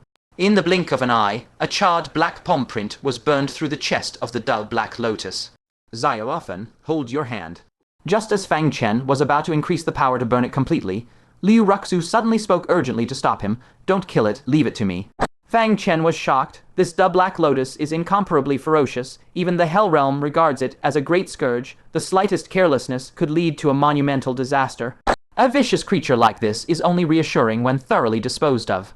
Liu Ruxu hesitated for a full 3 breaths, then finally gritted her silver teeth, bit her fingertip that was like a green onion stalk, squeezed out a drop of bright red blood, and gently let it fall onto the burned heart area of the black lotus. The next moment, a scene so bizarre it made one's scalp tingle appeared. The black lotus, which should have had a wooden body, actually emitted a clear and dull heartbeat from within its chest cavity. "Ruxu, what are you doing?" Fang Chen asked, both shocked and suspicious. Liu Ruxu gently wiped away the remaining blood from her fingertip, a complex and inscrutable expression appearing on her face. "In the future, I have seen it." "Seen it?" A thunderclap seemed to erupt in Fang Chen's mind, and he instantly snapped back to his senses. Could it be that this ominous, vicious creature had actually appeared in the fragment of the future that Liu Ruxu had glimpsed in the Buddha's ancient mirror? And it was precisely because of this that she knew the creature's weaknesses like the back of her hand. After much deliberation, he withdrew the sacred flame in his palm, but the worry in his heart didn't diminish in the slightest. "How do you plan to handle it?" Liu Ruxu said with a firm gaze. "There's no need to worry about it anymore. Remove the chain." Fang Chen hesitated for a moment, then said gravely, "Both of you, step back first." Once the 2 women had retreated to a safe distance, Fang Chen formed a hand seal from a distance and carefully retrieved the dog chain. As soon as the chain was removed, the black lotus snapped its body straight with a whoosh. Its dozen or so vine tendrils lashed out madly in all directions, making the air crackle and pop as they whipped, clearly infuriated. Just then Liu Ruxu, utterly fearless, gently placed her hand over her heart and softly uttered a single word: "Stop." A scene so bizarre, it was almost unbelievable, unfolded. The enraged black lotus actually stopped all its attacks. Even its arms, which were crossed over its chest, clumsily imitated Liu Ruxu and pressed against its own heart. Immediately after, as Liu Ruxu advanced, it advanced. As Liu Ruxu retreated, it mechanically followed. As if, in that brief moment, it had become a puppet clone connected with Liu Ruxu's mind. "Ruxu, what is going on?" Fang Chen was utterly shocked. Liu Ruxu softly explained, "When the black lotus has not yet developed sentience, a heart-mind connection can be established with it through one's essence blood. Just like a newborn spirit beast, it can be controlled once it recognizes a master through essence blood." Fang Chen's brows furrowed, his suspicions deepening. What exactly had Liu Ruxu seen in the future? Why would she specifically pay attention to such an extremely ominous creature? Still uneasy, he advised, I think it would be better to destroy it. Once its sentience matures, this layer of essence blood bond alone might not be able to control it forever. Liu Ruxu stubbornly shook her head. Trust me, keeping it will be of great use in the future. Seeing her insistent over and over, thoughts raced through Fang Chen's mind as he pondered carefully. Finally, he took out a drop of the Realm Lord's pitch-black tainted blood, sealed it within a thumb-sized jade bead, and then, using the wound burned by the sacred flame, slammed his deadly bead deep into its body with a palm strike. Immediately after, he took another drop of Liu Ruxu's essence blood, transformed it into a thin layer of crimson film, and tightly wrapped it around the jade bead. Fang Chen solemnly warned, if you ever lose control of it in the future, immediately detonate this jade bead and use the tainted blood to kill it on the spot. Liu Ruxu nodded firmly and smiled brightly. Thank you, Xiaofan. With that, she flipped her hand and produced a pouch, stowing the fearsome creature inside. Watching this, Fang Chen's brows remained tightly furrowed, feeling in his heart that keeping such a huge hidden danger was truly unwise. The Hell Realm is teeming with powerful experts. Even they had to pay a painful price back then to exterminate them all. Could Liu Ruxu really control it? But why was she so insistent on keeping it? As he was puzzling over this, Yu Mingju giggled and intimately hooked her arm through his. From the corner of her eye, she glanced slightly toward Liu Ruxu, and deep within her bright, beautiful eyes, an unprecedented hint of gentleness appeared. She vaguely guessed that Liu Ruxu, just like herself, had glimpsed a thread of heavenly opportunity in the Buddha's ancient mirror that could save Fang Chen. That was why she was so determined to keep the dubbed Black Lotus. In the end, she were both nothing more than foolish women who would stake everything for the one they loved. Liu Ruxu also silently stepped forward, hooked her arm through Fang Chen's other arm, rested her head gently on his broad shoulder, and whispered, let's walk a little slower. There's no need to rush. Yu Mingju also leaned her head over, giggling. Yes, it's rare to visit the Hell Realm. Let's take our time and enjoy the strange and wondrous sights along the way. After all, we're not in a hurry. Fang Chen was flanked by the two women, left and right, rather amused and bemused. What had gotten into them today? But on second thought, the great war between the Middle Earth and Hell Realm had been pacified, and the ancient giants had retreated. There was, indeed, no need to hurry on the road ahead. He also smiled with relief, spread his arms to embrace the two soft, warm figures tightly, and said gently, all right, let's go slowly then. It's been a long time since I've accompanied you like this. Several days later, a gloomy, ancient giant city, as if standing since time immemorial, finally came into distant view. That was Fengdu. The city's yin spirits were as numerous as ox hairs, gathering into a huge black cloud that condensed into a ferocious ghostly face in midair, coldly overlooking the entire city like a creator god.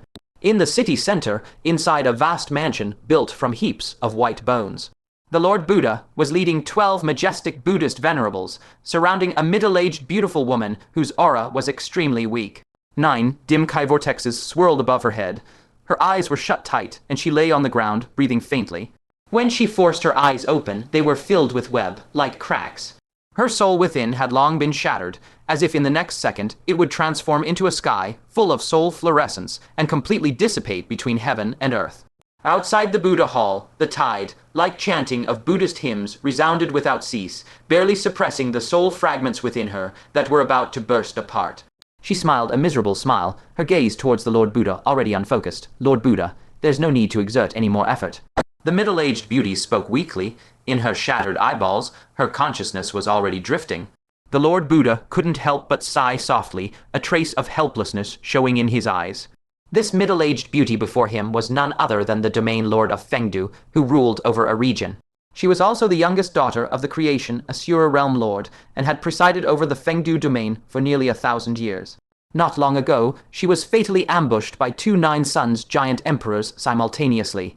One of the giant emperors used a vicious soul curse to viciously shatter her spirit soul. Now she was on the brink of death, with only the Buddha's light barely sustaining a thread of vitality. But the Lord Buddha and the others couldn't maintain the protective Buddha light indefinitely, could they?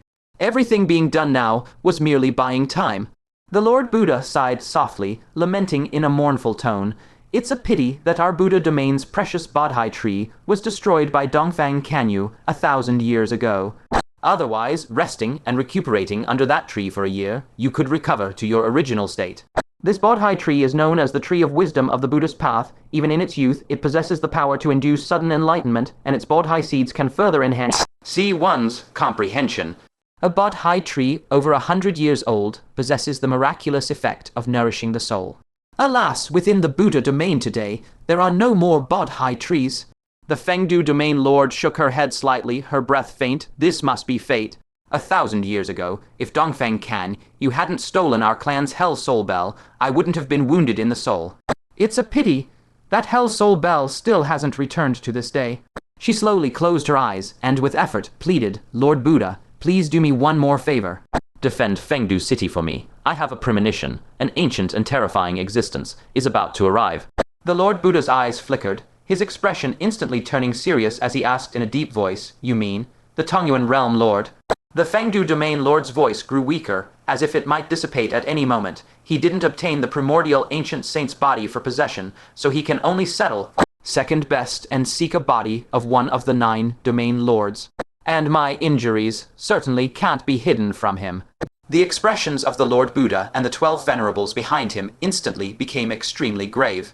The return of the Tongyuan Realm Lord's remnant soul was originally a great joy for the entire Hell Realm, but it also brought a huge dilemma. Whose body should he seize to cultivate anew? After all, that was a remnant soul of the Saint Realm. He wouldn't even glance at an ordinary Asura Emperor's body. Only the body of a Domain Lord of the 9 domains could barely catch his eye. Now that the Fengdu Domain Lord was dying, her body naturally became vacant. However, if someone of her own clan were to seize it, that would be one thing, but if the Tongyuan Realm Lord seized it, then would he afterwards be considered of the Yao Mei clan, or the creation Asura clan? This matter concerned the future fate of the entire race, and the Fengdu Domain Lord was naturally unwilling to hand over her remains to the Tongyuan Realm Lord. The Lord Buddha pondered for a moment, then asked slowly, we block him, but what about you? Fengdu Domain Lord tremblingly took out a black dagger from her sleeve, its shape exactly like that of an angel's blade. She said resolutely, I will destroy my own body and put an end to his designs. The Lord Buddha said no more, put his palms together, and said in a low voice, we will do our best. Although the Tongyuan Realm Lord was now but a wisp of remnant soul, he was once the Realm Lord after all. After he returned to the Yao Mei Asura clan, how much rallying power he would still have was hard to say. If he managed to summon an entire clan's worth of Asura Emperors, then the situation would be uncertain. The Fengdu Domain Lord weakly made a promise. I won't make things difficult for you. After I have explained the aftermath to my people, I will immediately end my own life. Now, please withdraw the Buddha light. A trace of sorrow appeared on the Lord Buddha's face as he slowly withdrew the protective Buddha light, intoning quietly, May the Domain Lord be reborn in the Pure Land, free from illness and disaster, Amitabha. The 12 venerables behind him also withdrew their Buddha light one by one. Without the sustenance of the Buddha light, what awaited the Fengdu Domain Lord was the collapse of consciousness and the withering of her soul. However, at this critical moment between life and death, a calm and indifferent voice drifted into the hall. No need, I am already here. Before the words faded, a figure of a white, robed youth materialized from illusion to reality in front of everyone. He had delicate features and a tranquil expression. His eyes seemed gentle, yet they radiated a sense of loneliness that overlooked heaven and earth. Who else could it be but the Tongyuan Realm Lord? The Lord Buddha's face changed drastically, and he immediately joined the 12 venerables to shield the Fengdu Domain Lord in the center, saying in a deep voice, this humble monarch greets the Tongyuan Realm Lord. The Tongyuan Realm Lord's expression remained indifferent, uttering only 2 words, step aside. As soon as he spoke, 9 Asura Emperors and over 100 Asura Kings consecutively appeared around them. The leading Asura Emperor's aura was powerful and intimidating, with a cultivation base at the level of the 8 prisons. He had a bizarre appearance, sporting a huge tiger head, and was none other than the Red Sun Asura Emperor. He folded his arms across his chest, standing proudly to the left of the Tongyuan Realm Lord, and coldly said, if you want to start a war between Asura Emperors here, I have no objections. The Fengdu Domain Lord's face changed drastically. She had made her arrangements too late. The Tongyuan Realm Lord had long since mobilized the strong forces of the Yao Mei Asura clan and arrived at Fengdu first. Once battle erupted, regardless of who won or lost, Fengdu City would undoubtedly be reduced to ruins. Fengdu, as the main battlefield of this great war, had already suffered unprecedented destruction, with its powerful experts devastated and its people suffering heavy casualties. To endure yet another calamity would only compound the misery. It could well follow in the footsteps of the dark Asura clan of old, and be completely erased from the Hell Realm. A pained look appeared on the Fangdu Domain Lord's beautiful face, and she weakly interceded, "Don't fight. My body, let the Realm Lord have it, but please agree to one condition." The Tongyuan Realm Lord stood with hands behind his back, gazing down at her indifferently, and uttered a single word, "Speak." The Fangdu Domain Lord spoke intermittently. "In this great war, my brothers and sisters have all died in battle, and the bloodline of the creation Asura Realm Lord is about to be cut off. I implore the Tongyuan Realm Lord to travel to the Middle Earth and retrieve the fetus that was in my mother's womb 1,000 years ago." The Lord Buddha sighed silently beside her. The Fangdu Domain Lord knew she couldn't stop the Tongyuan Realm Lord, so she could only settle for the next best thing and retrieve the legendary little saint child. But 1,000 years ago, Empress Dugu had chased after them to the Middle Earth while pregnant. Whether the fetus had already died in the womb was unknown, let alone how to find it. The Tongyuan Realm Lord said flatly, "I will send people to look for him. Now, it's time for you to go." In the Fangdu Domain, Lord's shattered eyes, an endless worry for her people spread. But she could change nothing. 1,000 words and 10,000 phrases ultimately turned into a long, drawn-out sigh. She slowly closed her beautiful eyes, preparing to welcome the complete collapse of her consciousness. Who could have known, in that fleeting instant, she suddenly opened her eyes again, a trace of bewilderment spreading in her gaze, because she had actually sensed a bloodline of the same origin. For a moment, she almost doubted whether this was a hallucination conjured by her dying mind. Yet the resonance of the shared bloodline not only did not vanish, but grew clearer and stronger.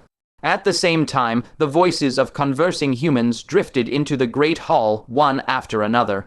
On this side, Fang Chen had his arms around the waists of the two women as they headed toward the White Bone Hall, jesting with a smile. "Isn't the scenery of the Hell Realm beautiful?" Liu Ruxu was fine, moving freely and with her usual expression. Yu Mingju, however, was in a miserable state, her little face deathly pale, her body weak and limp, her legs wobbling. Only by Fang Chen's tight grip around her waist could she manage a few steps. The reason was simple. After inhaling the dense yin energy of the Hell Realm for days on end, a minor cultivator at the nascent soul stage like her simply could not bear it. Yu Mingju opened her small mouth and gently bit Fang Chen's shoulder, but even that bite lacked strength. She could only scold him in a thread, thin voice, "You don't pity me, you laugh at me? Do you not love me anymore?" Upon hearing this, Fang Chen couldn't help but laugh heartily.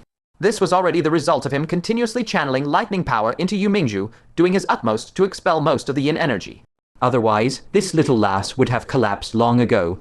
Liu Ruxu said softly, "You're just weak right now. If you stayed here for years, the yin energy would even change your body." "Oh? The yin energy can do that." Fang Chen's mind couldn't help but swiftly recall some matters.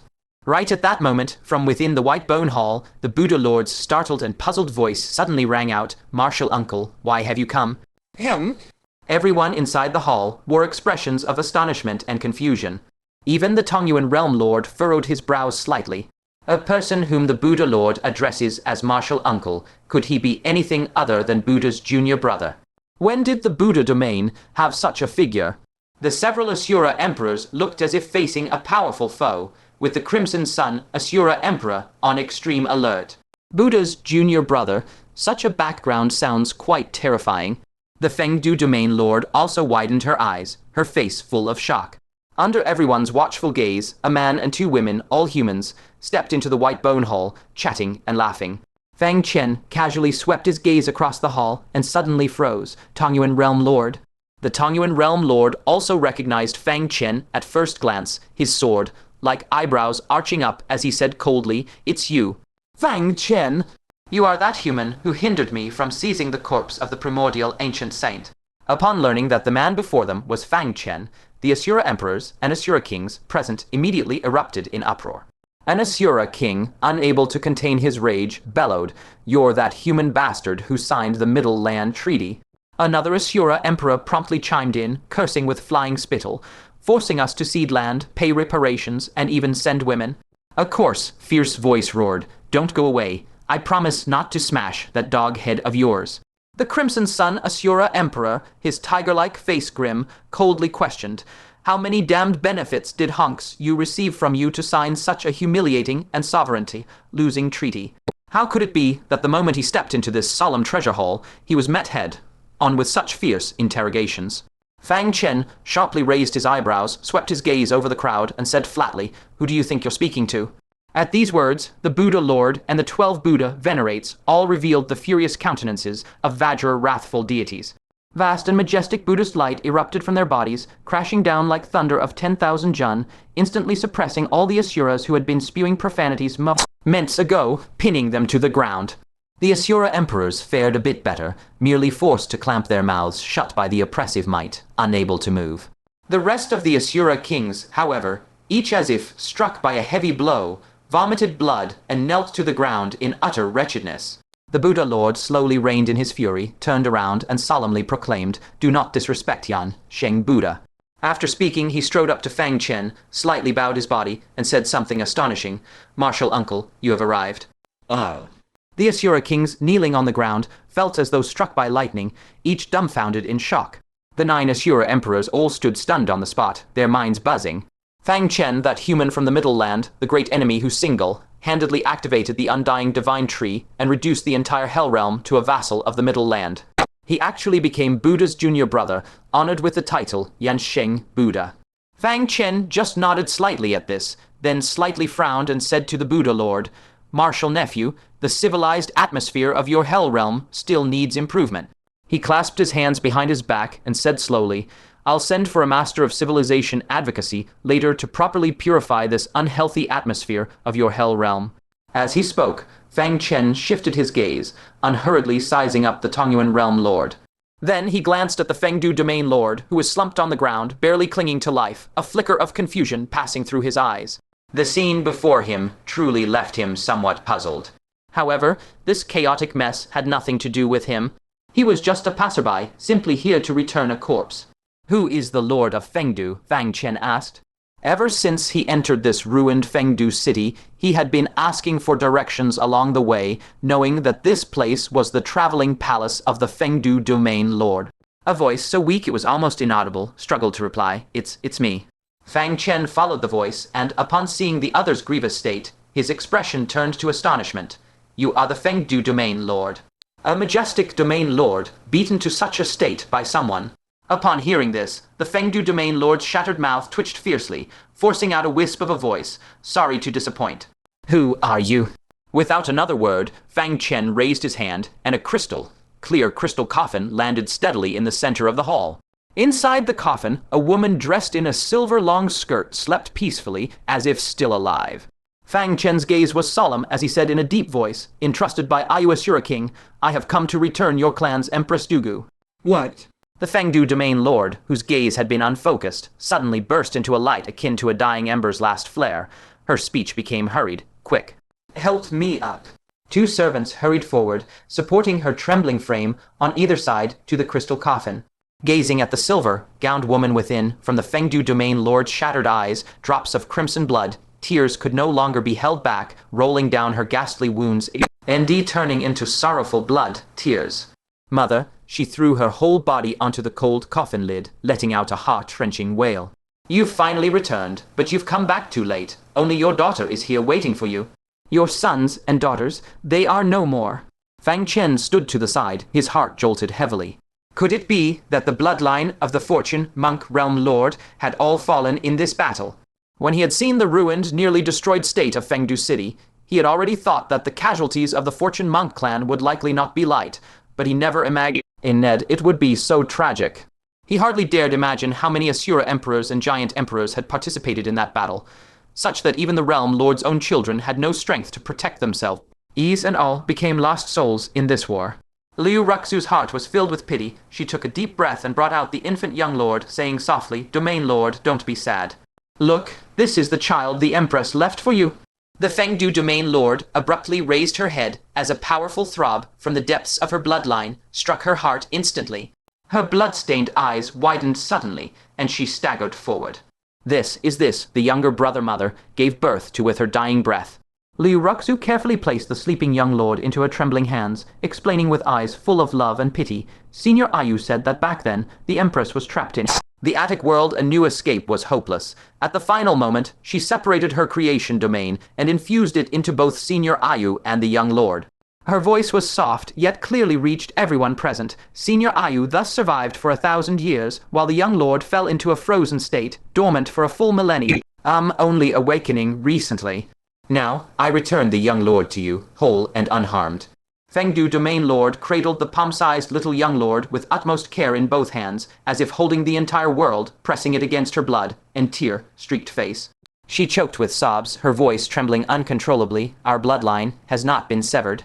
Mother, thank you for leaving us this one and only gift at the very end. Cough, cough. Before she could finish, she suddenly burst into violent coughing, her body jerking backward. Yet her hands clutched the little young lord in her arms with desperate strength, instinctively protecting it, not allowing it any chance of injury. Fang Chen, quick-eyed and swift-handed, stepped forward and supported her back. The moment he touched her, his expression changed drastically, and he exclaimed in shock, how could she be injured this badly? Buddha Lord stood to the side, a look of deep compassion on his face. She suffered the full-force attacks of 2 Nine Suns giant emperors at once. Her soul has been utterly shattered. She only managed to hold on, until now, by sheer force of obsession. Tongyuan Realm Lord, hands clasped behind his back, approached with slow steps, his voice as indifferent as pronouncing judgment.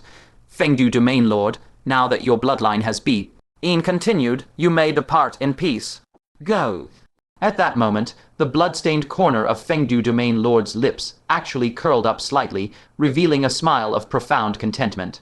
Then the last faint light in her eyes, like a candle flickering in the wind, swiftly faded and extinguished.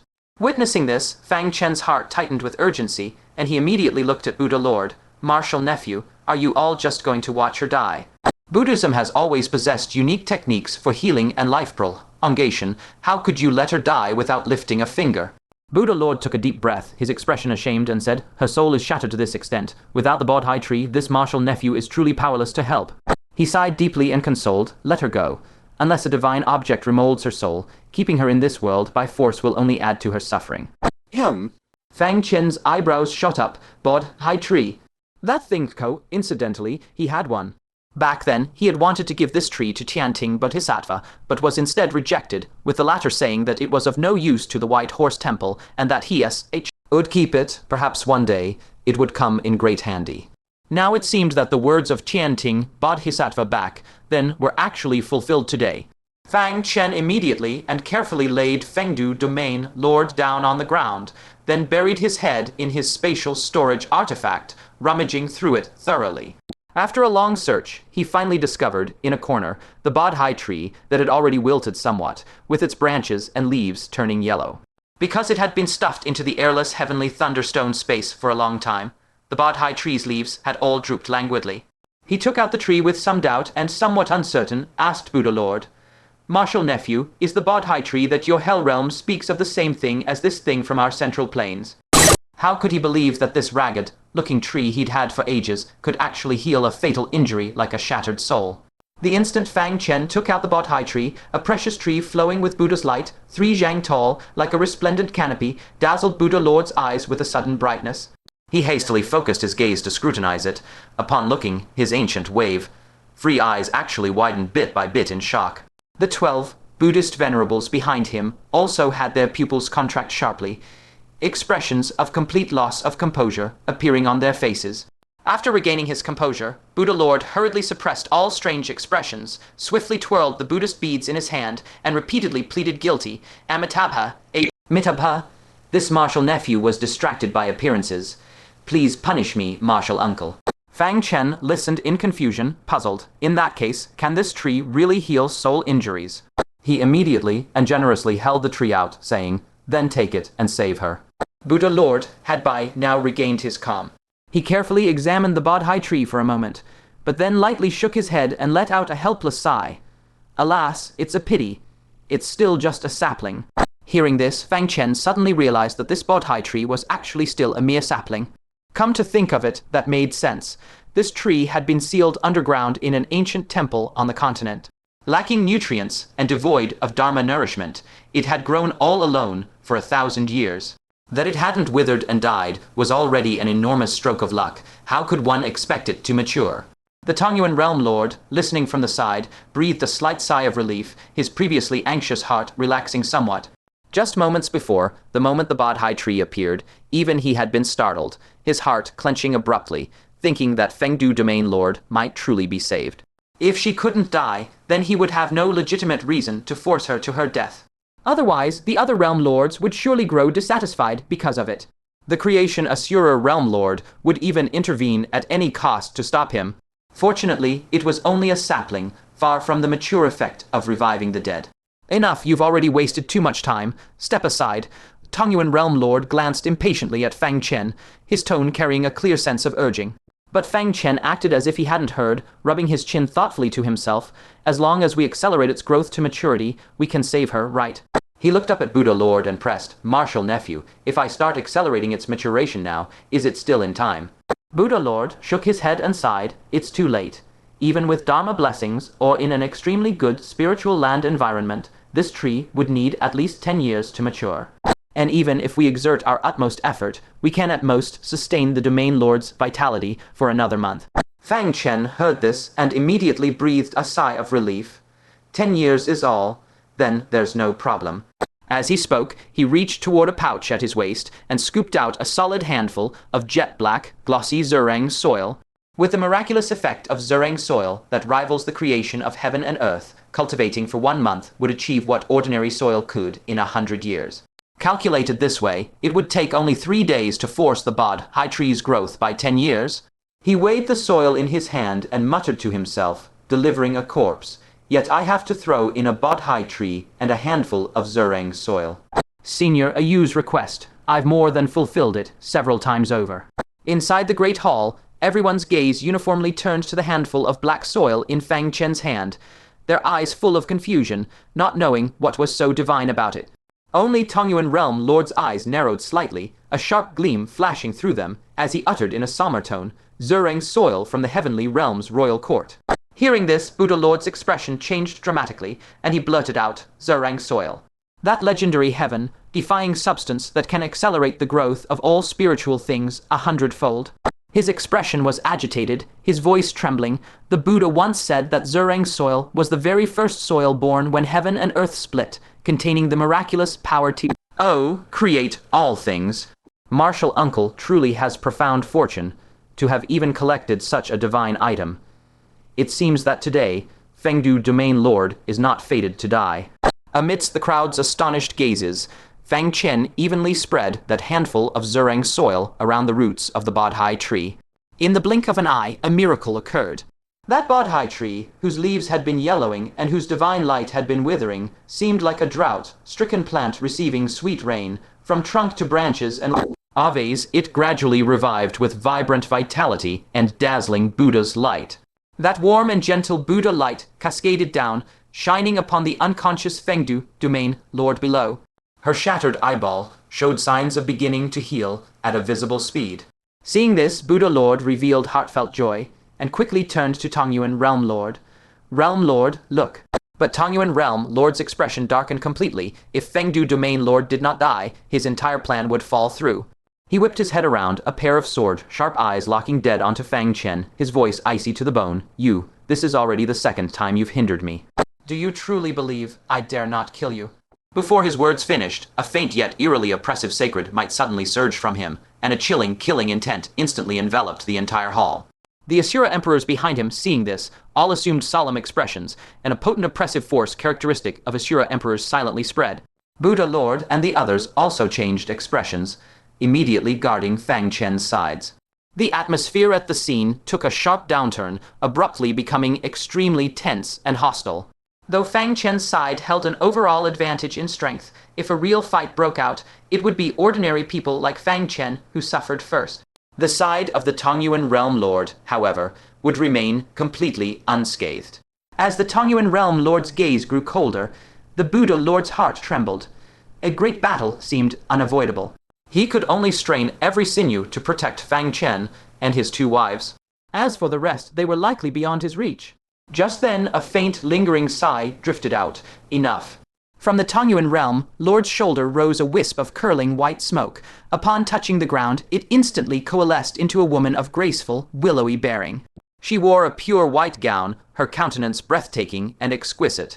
A single glance was enough to plunge one into an uncontrollable infatuation with her beauty, unable to extricate themselves. Fang Chen froze for a moment, blurting out, Yue. He was utterly stunned. How could Yu Wei's remnant soul appear from the Tongyuan Realm Lord's body?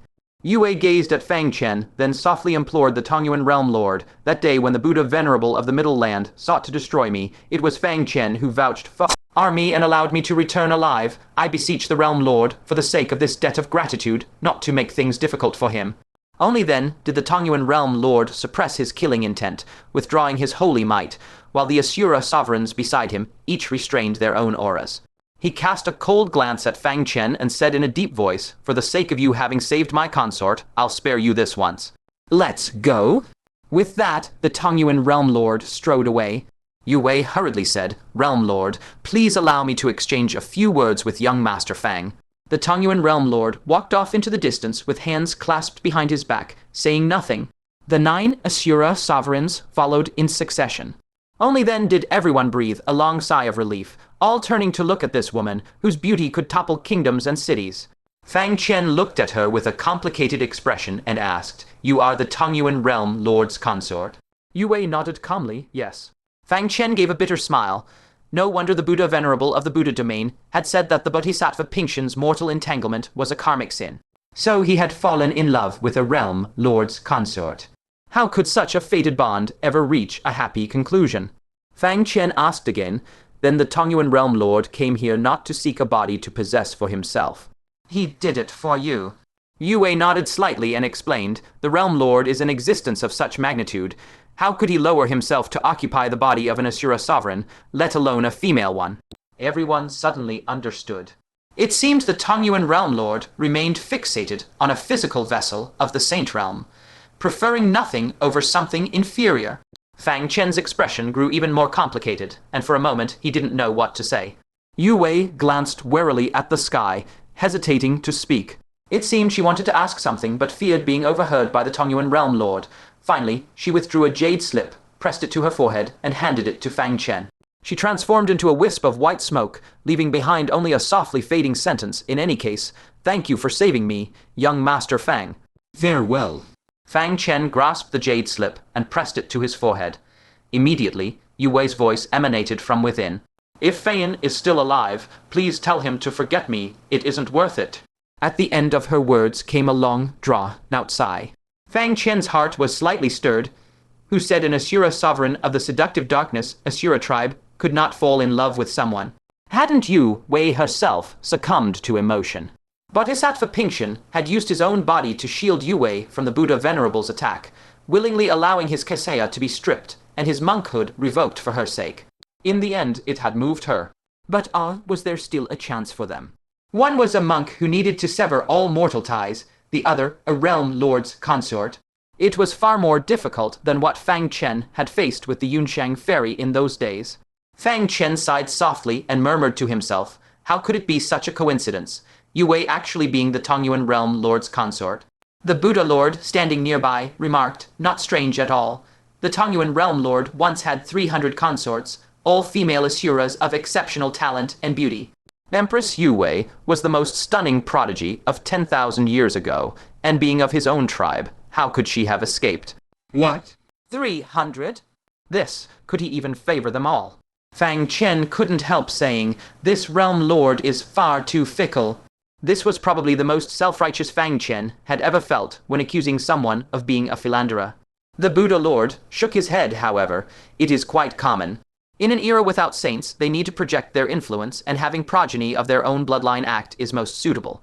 Their descendants often inherit a portion of their abilities, cultivates rapidly, and possess great strength, quickly becoming powerhouses of the current age. Looking across the 9 domains of the Hell Realm, apart from our Buddha domain and the vanished Dark Asura tribe, which domain's lord is not a holy son or holy daughter. Fang Chen suddenly realized. A realm lord could live for 10,000 years, but his offspring might not endure as long. Thus, across the vast expanse of 10 millennia, they would often seek out outstanding women to bear new descendants who could control the clans on their behalf. Comparing this with the Middle Land, Fang Chen couldn't help but feel a surge of admiration for the 9 ancient saints. The barriers they established, that nascent souls must enter madness and merit must be achieved to become a sage. completely blocked the path of bloodline inheritance. Were it not so, how could an ordinary person like Fang Chen have any qualification to advance in today's Middle Land? Throughout the world, every major and minor power would certainly be governed by holy sons, holy daughters, sage sons, and sage daughters. Ordinary people could only attach themselves as subordinates to them for a sliver of opportunity. Precisely because of this, those with true martial talent could thrive and flourish, and thus the Middle Land produced generations of illustrious figures.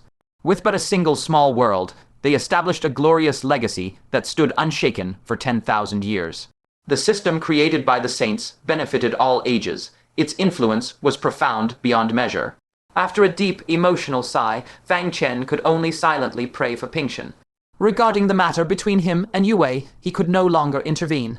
Everything now depended on Ping Chen's own karmic destiny. Fang Chen glanced at the still, unconscious Fengdu domain lord, then turned to Liu Ruxu and instructed, "Ruxu, you and the young lord stay here and attend the domain lord. I will go into seclusion for a few days. Call me when she awakens." Liu Ruxu nodded repeatedly. Go attend to your matters, husband." Next, Fang Chen took out a heavenly thunderstone brimming with lightning power and pressed it into Yu Mingzhu's hand. If you feel discomfort, squeeze out a bit of the thunder power, or ask a Buddha venerable to use Buddhist Dharma to expel the yin energy from you. Yu Mingzhu looked at him longingly and said softly, then hurry back. Fang Chen smiled and ruffled her hair, then turned to the Buddha Lord and said, "Come with me. Your martial uncle wishes to consult you on a few questions." Within the secret chamber, Fang Chen took out the Buddha's alms bowl obtained from the Buddha's meditation chamber and asked expectantly, "Martial nephew, this Buddha bowl must be a treasure, right?" The Buddha Lord shook his head and replied, "It is a mundane object. However, the water within it was drunk by the Buddha and contains a trace of Buddhist resonance. If splashed out, it can become a tsunami, flooding heaven and earth." Fang Chen was just beginning to feel disappointed when he heard the second half, and his spirits instantly lifted. When launching a counterattack against the heavenly realm, if they encountered hordes of ancient giants, wouldn't this be of wonderful use? He hastily put away the Buddha bowl and then pointed at the oil lamp. The Buddha Lord continued, "Also a mundane object, but it has reflected the Buddha's shadow. When lit, one can conceal oneself within its light, invisible to all below the saint realm." Fang Chen's face lit up with delight. In other words, this lamp could grant invisibility. And not just for him alone, anyone within the light could conceal their form. Unfortunately, there wasn't much lamp oil inside. Its effect would likely diminish with each use. But even so, it was absolutely a fine treasure. Next, Fang Chen pointed to the string of Buddhist prayer beads and asked, "Is this also a mundane object?" The Buddha Lord said, "No, it is a quasi-realm artifact." Fang Chen's eyebrows arched with joy. At last, there was a genuine treasure. He hurriedly asked, "What effect does it have?" The Buddha Lord looked at Fang Chen and explained, "It guides people out of delusion and points the way when lost." Fang Chen furrowed his brow slightly. "Does it help enhance one's comprehension?" The Buddha Lord elaborated, "Let me explain. The human path in the Middle Land is one where nascent souls must enter madness, correct? If a Buddha Venerable holds these beads and activates them, they can aid a nascent soul trapped in madness to suddenly comprehend its own Tao and awaken, transforming into a deity." "What?" Fang Chen was greatly shocked. Such a heaven-defying effect actually existed in this world. Nascent soul madness had always been the nightmare of nascent soul cultivators in the Middle Land. Countless people suppressed their cultivation at the 7 aperture nascent soul stage, not daring to take a single step forward. Of those cultivators who confidently stepped into the madness stage, 99 out of 100 became stuck in the madness, unable to awaken. In the great state of taking alone, over the past 150 years, more than 100 people had cultivated a 9 aperture nascent soul, yet those who could awaken from the madness were pitifully few. Venerable Zhenyan had taken a full 3 years to rouse himself from the madness. Jiang Wuya had also achieved sudden insight, only through Fang Chen's enlightenment. But this string of Buddhist beads before him could actually rouse someone directly from madness. The Buddha Lord added, "The effect of guidance varies from person to person. If one's Tao is just a hair's breadth away from perfection, they can awaken within days. If one has little understanding of their own Tao, it could take as short as a month or as long as indefinitely." Fang Chen nodded. That was quite reasonable. After all, one cannot fall into madness without having figured out what their own Tao is, and then simply wait for the Buddhist beads to enlighten them, right? Even so, this string of Buddhist beads was still nothing short of heaven, defying. However, where could he find a Buddha venerable? Fang Chen had a second thought. Should he go beg that Buddha venerable of heaven's state? Ignoring whether the other would agree or not, even if they did, they would likely impose many harsh demands. He gritted his teeth and muttered to himself, "Whatever, I'll bring the person back first." Finally, Fang Chen took out that incense burner, his tone tinged with uncertainty. This should be a mundane object, right? The item he kept until last to bring out was naturally the least promising. The Buddha Lord's gaze fell upon the incense burner, and a trace of emotion flickered across his face. He slowly said, "The burner is indeed a mundane item." Immediately, his tone shifted, his voice dropping very low. However, the remnant incense inside is not. Fang Chen looked down and then noticed 3 incense sticks planted in the burner, all burnt down to half their length. He picked up the remnant incense, brought it to his nose, and sniffed. He felt a special, refreshing fragrance pierce straight through his forehead, but beyond that, there didn't seem to be anything too remarkable. The Buddha Lord's expression solemn, he said in a deep voice, "This incense is indispensable for becoming a world lord." Hearing this, Fang Chen's wrist trembled violently.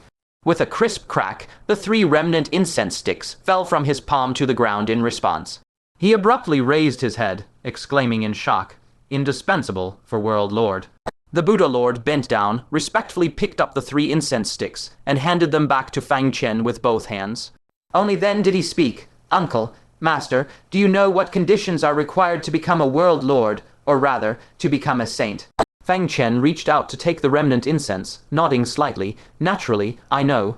First, one must possess the strength of the peak of the 3 calamities stage. Second, one must hold a world lord qualification. Otherwise, the current world lords would never permit outsiders to break through in their world." The Buddha Lord slowly nodded, looking at Fang Chen with deep eyes. "Then does Uncle, Master know how exactly this world lord qualification is to be used?" Fang Chen fell into thought. This was indeed a question he had been curious about for a long time. Back then, when the Buddha came to the Hell Realm as a human from the Middle Earth, even if he obtained the world lord qualification, what could he do? The various world lords of the Hell Realm would absolutely never tolerate a human from Middle Earth becoming a new world lord of the Hell Realm. But in the end, the Buddha actually succeeded. The Buddha Lord looked at the remnant incense in Fang Chen's hand, revealing the secret. The answer lies within this incense. As he spoke, he glanced warily at the sky above, then took off a Buddhist bead, first pressing it to his own forehead, then handing it to Fang Chen. Fang Chen, very practiced, pressed the bead to his forehead, and a voice immediately resounded in his mind. This was given to the Buddha by the ancient saint of Cloud Wasteland before he came to the Hell Realm. As the voice finished, the Buddhist bead transformed into a wisp of black smoke and vanished without a trace. "What?" Fang Chen's heart jolted again, the ancient saint of Cloud Wasteland. This old sly fox, this resourceful female saint had actually been involved in the Buddha becoming a world lord of the Hell Realm. That was 10,000 years ago. In other words, the Buddha was essentially an insider planted in the Hell Realm by the ancient saint of Cloud Wasteland. At the very least, he could be considered half an insider. It occurred to him that the Buddha's usual tolerance towards him, even giving away all his possessions, might not be unrelated to this connection. The Buddha Lord nonchalantly pointed at the 3 remnant incense sticks and revealed the answer. This incense is called Tao incense. Once lit, it can completely merge the World Lord qualification with the body. If the body dies, the World Lord qualification will be destroyed along with it. Fang Chen suddenly realized, and the mystery that had troubled him for so long was finally unraveled.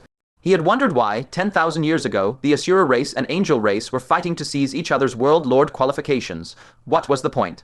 After all, even if one seized a World Lord qualification, if the opposing World Lord did not allow you to break through to the Saint Realm, it would just be a useless thing. So the answer was right here. Once the World Lord qualification was fused into the body, even the opposing World Lord could do nothing about it. He looked regretfully at the Tao incense in his hand and sighed. What a pity the Yellow Springs World Lord's qualification is missing. It was strange, in that abyss, he hadn't seen any World Lord qualification, only the bronze hull left behind by the Yellow Springs World Lord. Where exactly had that World Lord qualification gone? The Buddha Lord also sighed softly. It has indeed disappeared without a trace. The Buddha and several world lords once searched for it, but never found any trace of it. Fang Chen mused to himself. Even the world lords couldn't find it. That world lord qualification was quite the runner. He put away the Tao incense and finally took out that rolled-up summer sleeping mat. The Buddha lord watched his actions, his mouth twitching involuntarily. Uncle, Master even brought the sleeping mat. Fang Chen smiled sheepishly, rubbing his nose. Like I said, I'm just doing rescue protection of Senior Brother Buddha's relics. Since this thing is useless, then I'll return it to its rightful owner. Here you go. The Buddha lord laughed, waving his hand. Uncle, Master might as well continue protecting it. This sleeping mat is indeed a mundane item, and it has no unique use. The only special thing about it is probably that one's sleep will be more restful on it. Fang Chen coughed dryly and tossed the mat into a corner of the heavenly thunderstone. The Buddha Lord spoke again. Does Uncle, Master have any more questions?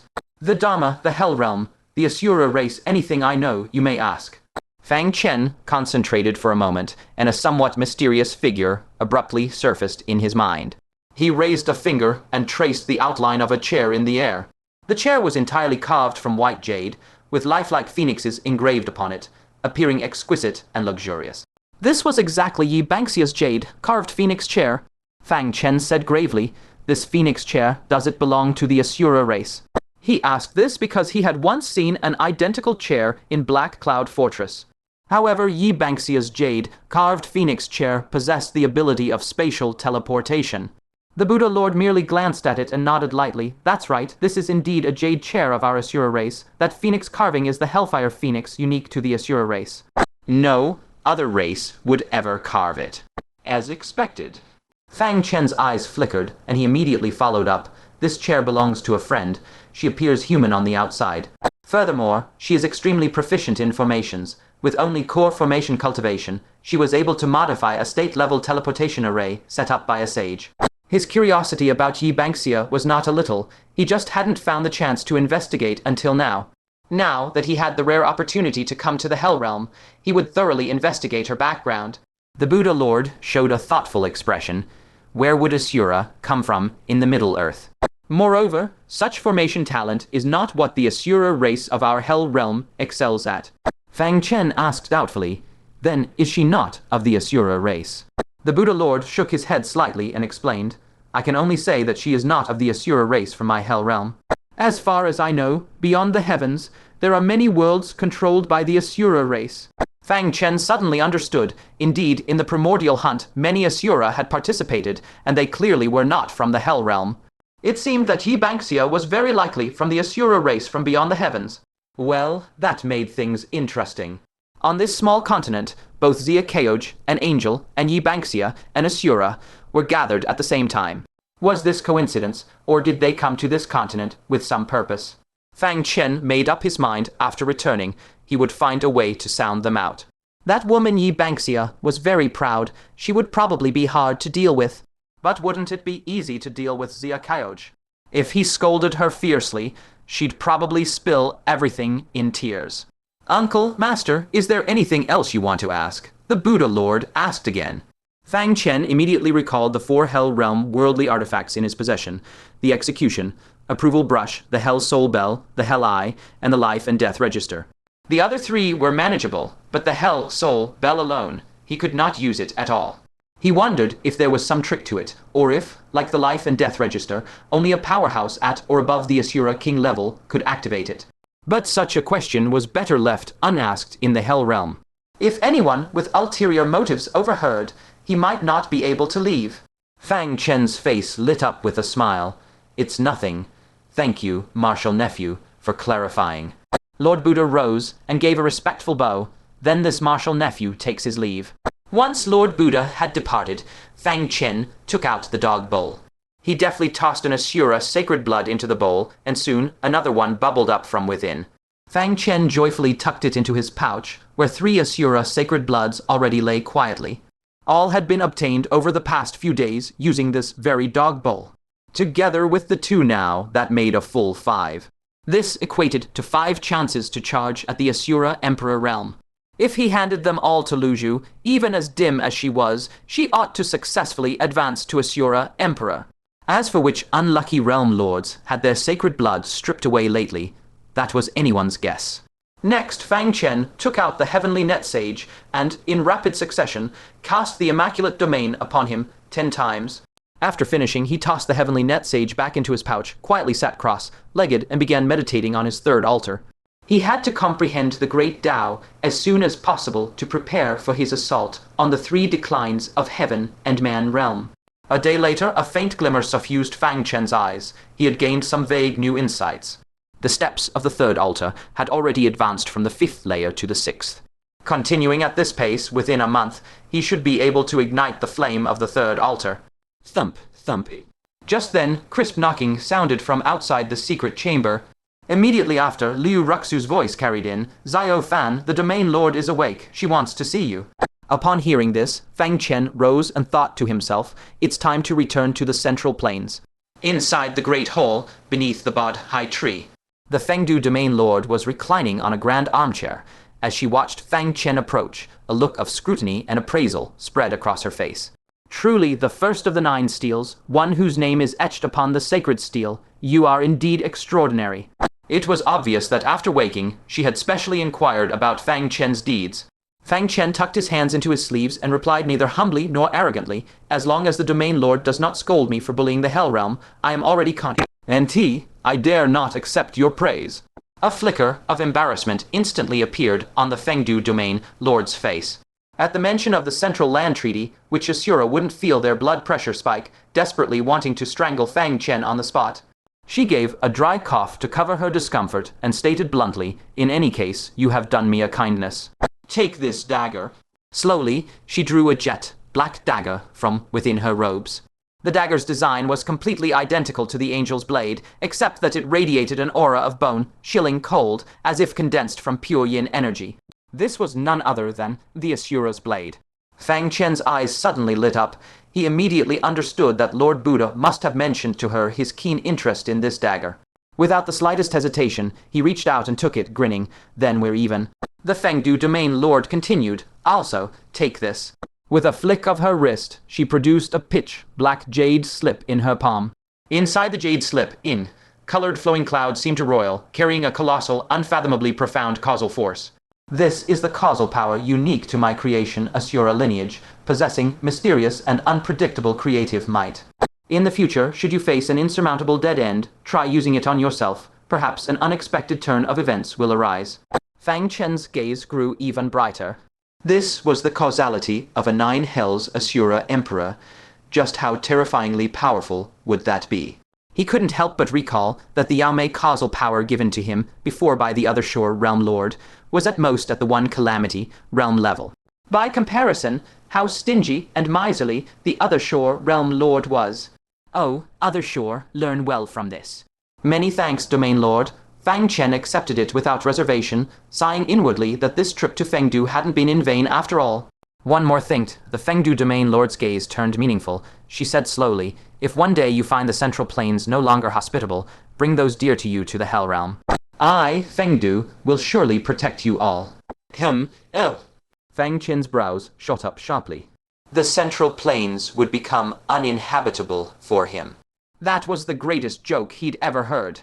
In the central plains, his power was at its zenith. Above, he had the protection of the Cloud Wasteland ancient sage. Below, a host of human powerhouses guarded him. How could there be any reason he couldn't stay? Even so, he nodded gravely. "I'm not one to stand on ceremony with you." Finally, the Fengdu domain lord's gaze fell upon Liu Ruxu's shoulder, where the little lord that clung so affectionately to her perched. A helpless, wry smile crossed her face. "This younger brother of mine will only get close to your wife, and utterly rejects me and the other Asura. Might I ask your wife to stay here in Fengdu?" Without a second thought, Fang Chen flatly refused. "That is non-negotiable." The Fengdu domain lord seemed to have anticipated this answer.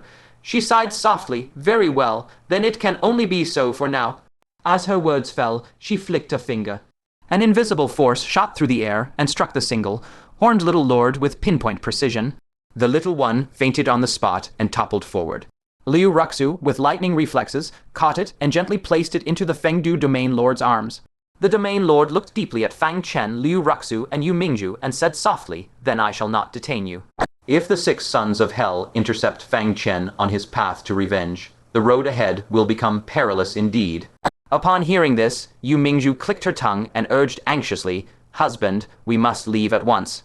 Just yesterday I heard others discussing the 6 sons of hell, saying they are the most outstanding new generation prodigies of the hell realm from this great war. Every one of them a holy son or holy daughter who just advanced to Asura Emperor." Liu Ruxu also covered her crimson lips with a worried expression and said, "I heard too that you, husband, have made it onto the hell realm's must-kill list. And you're ranked first, even higher than the 10 sins of the Central Plains." PFFD. Breath caught in his chest, Fang Chen nearly spat blood on the spot. What in the world was all this? How had he become more hated than the 10 sins of the Central Plains? How many lives in the Hell Realm had the 10 sins of the Central Plains taken, and he had only signed a tiny little treaty? Face dark, he asked through gritted teeth, "What bounty did they place on my head?" Liu Ruxu carefully recalled, "An opportunity one that can let a person break through to Asura Emperor." Fang Chen was utterly dumbstruck. In that desperate, brutal war in the Central Plains, countless people achieved illustrious battle merits, yet how many in the end earned the rank of sage through their feats? Here in the Hell Realm, all one had to do was take his head to exchange for such a heaven-sent opportunity.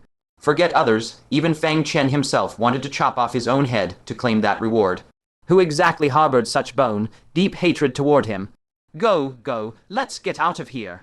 Fang Chen couldn't help but shiver. He could now vividly picture the scene of every powerhouse in the Hell Realm madly racing toward Fengdu City. The three hastily bid farewell to the Fengdu domain lord.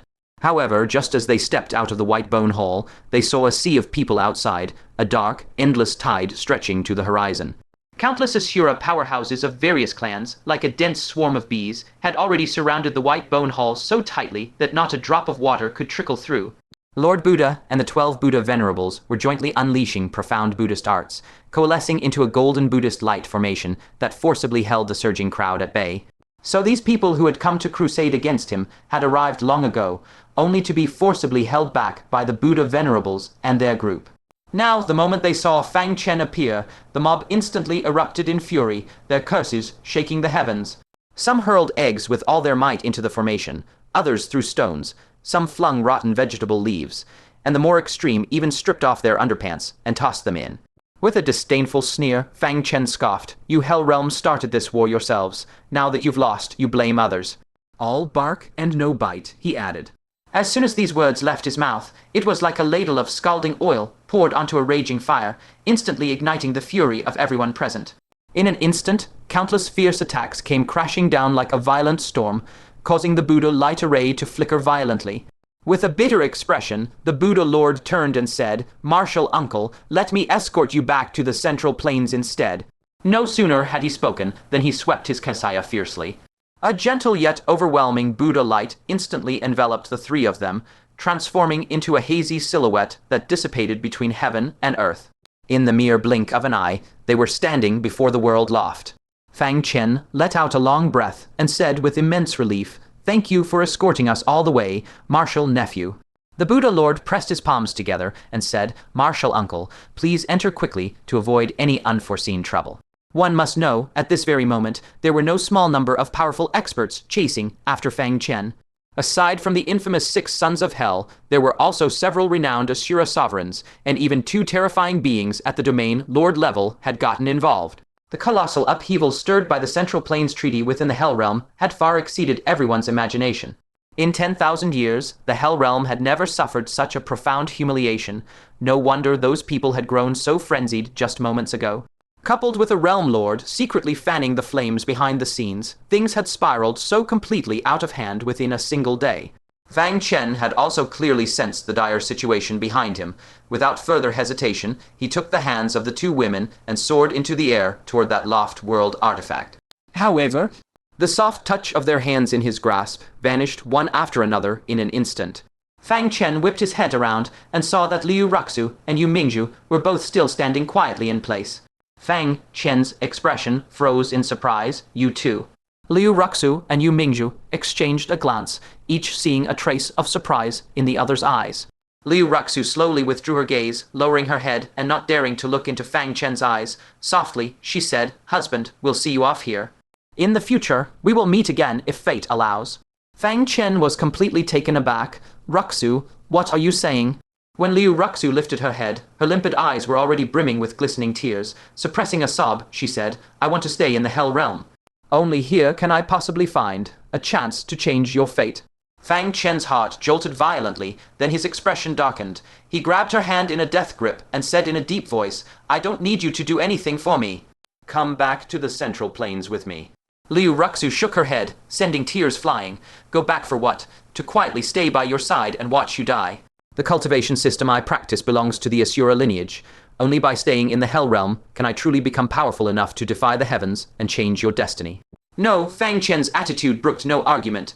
Tightly holding her hand, he tried to fly toward that loft world artifact. Tears rolled down Liu Ruxu's cheeks, but as she recalled the terrifying visions she had glimpsed in her mind, her eyes grew all the more resolute. If you keep forcing me, then I'll have no choice but to speak out everything I've seen of the future, and let you figure out another way to deal with it yourself. Fang Chen, the future I saw for you is... Rumble. High above the ninth heaven, a sudden thunderclap boomed. That invisible force, brimming with terrifying forbidden power, once again assaulted like a maggot eating into the bone. Liu Ruxu let out a stifled groan, and without any warning, a large mouthful of dark blood burst from her lips, the words that had reached her mouth ruthlessly cut off. Fang Chen's expression changed drastically. He hastily halted and said in panic, Stop, don't say any more. Liu Ruxu reached up and slowly wiped the blood from the corner of her mouth, then gave him a desolate smile. Then let me stay, all right. I know very clearly that I am not the one you love the most. I am not as beautiful as Yun Shang, nor as bright and lively as Yu Mingzhu, nor as uniquely elegant as Zhenyan. But from the moment you said in Lone Boat City that you would marry me and protect me, my heart could no longer hold anyone else. If you are well, I will follow you. If you are not, I will still follow you. If you love me, my heart is full of joy. If you fall for another girl, I will silently accept it. Wherever your heart leads, there shall my body go. For you, I am willing to do anything. Fang Chen's body trembled uncontrollably. Boundless guilt surged from the depths of his heart, threatening to drown him and making it excruciatingly difficult to even breathe. Once upon a time, he had said he would marry Ruxu and protect her for a lifetime. Yet had he truly done so? Even on the verge of breaking through to the deity transformation stage, he had never even recalled that promise to marry her. Throughout this journey, when had he ever truly protected her? Instead, it was she who, like a silent shadow, had quietly stayed by his side. From Lone Boat City to Azure Cloud Sect, from the heavenly secret pavilion to that pitch black underground world, and in the end, she was left all alone down there. He had grown so accustomed to Liu Ruxu's selfless companionship that he had taken it all for granted as something completely ordinary. Only now, at this crucial moment of losing her completely, did he suddenly realize the truth. What he had given this woman was pitifully meager. But what he owed her was already as vast as mountains and seas. Fang Chen's eyes reddened abruptly, his vision blurred by a rising mist. The frail yet resolute figure before him gradually grew hazy. He suddenly lunged forward, crushing Liu Ruxu into an embrace so tight it was as if he wanted to melt her into his very bones, and cried out hoarsely, Ruxu. Liu Ruxu nestled in his arms, tears streaming down like rain, yet she persisted with a sobbing voice, Let me stay. Please allow me to briefly be absent from your side. Once I've changed this damned fate for you, I will come back to find you. All right? Fang Chen's heart felt as if it were being twisted by a knife. After a long struggle in agony, he silently took out the 5 drops of Asura sacred blood and pressed them firmly into her icy palm. Hold on to these. You must protect yourself. Liu Ruxu clutched the still, warm sacred blood, nodding repeatedly as tears flowed freely. All right, husband. Yu Mingzhu had been watching quietly from the side the entire time, her heart like an overturned jar of condiments, an indescribable mix of emotions. After the two had embraced for a long while, she gave a light cough and teased, Look at you two, talking as if it's a life, and death parting. The gate between the Hell Realm and the Central Plains hasn't been completely shut. From now on, you can still visit each other whenever you want. You're just flaunting your affection in front of me. Only then did Fang Chen and Liu Ruxu compose themselves, wiping away the tears from their faces. That's true. Now the relationship between the two realms was no longer what it used to be. Although it wasn't convenient for Fang Chen to come back to the Hell Realm with Liu Ruxu's status, she could return to the Central Plains at any time. Fang Chen turned to look at Yu Mingzhu and asked, What about you? Are you leaving too? Where will you go?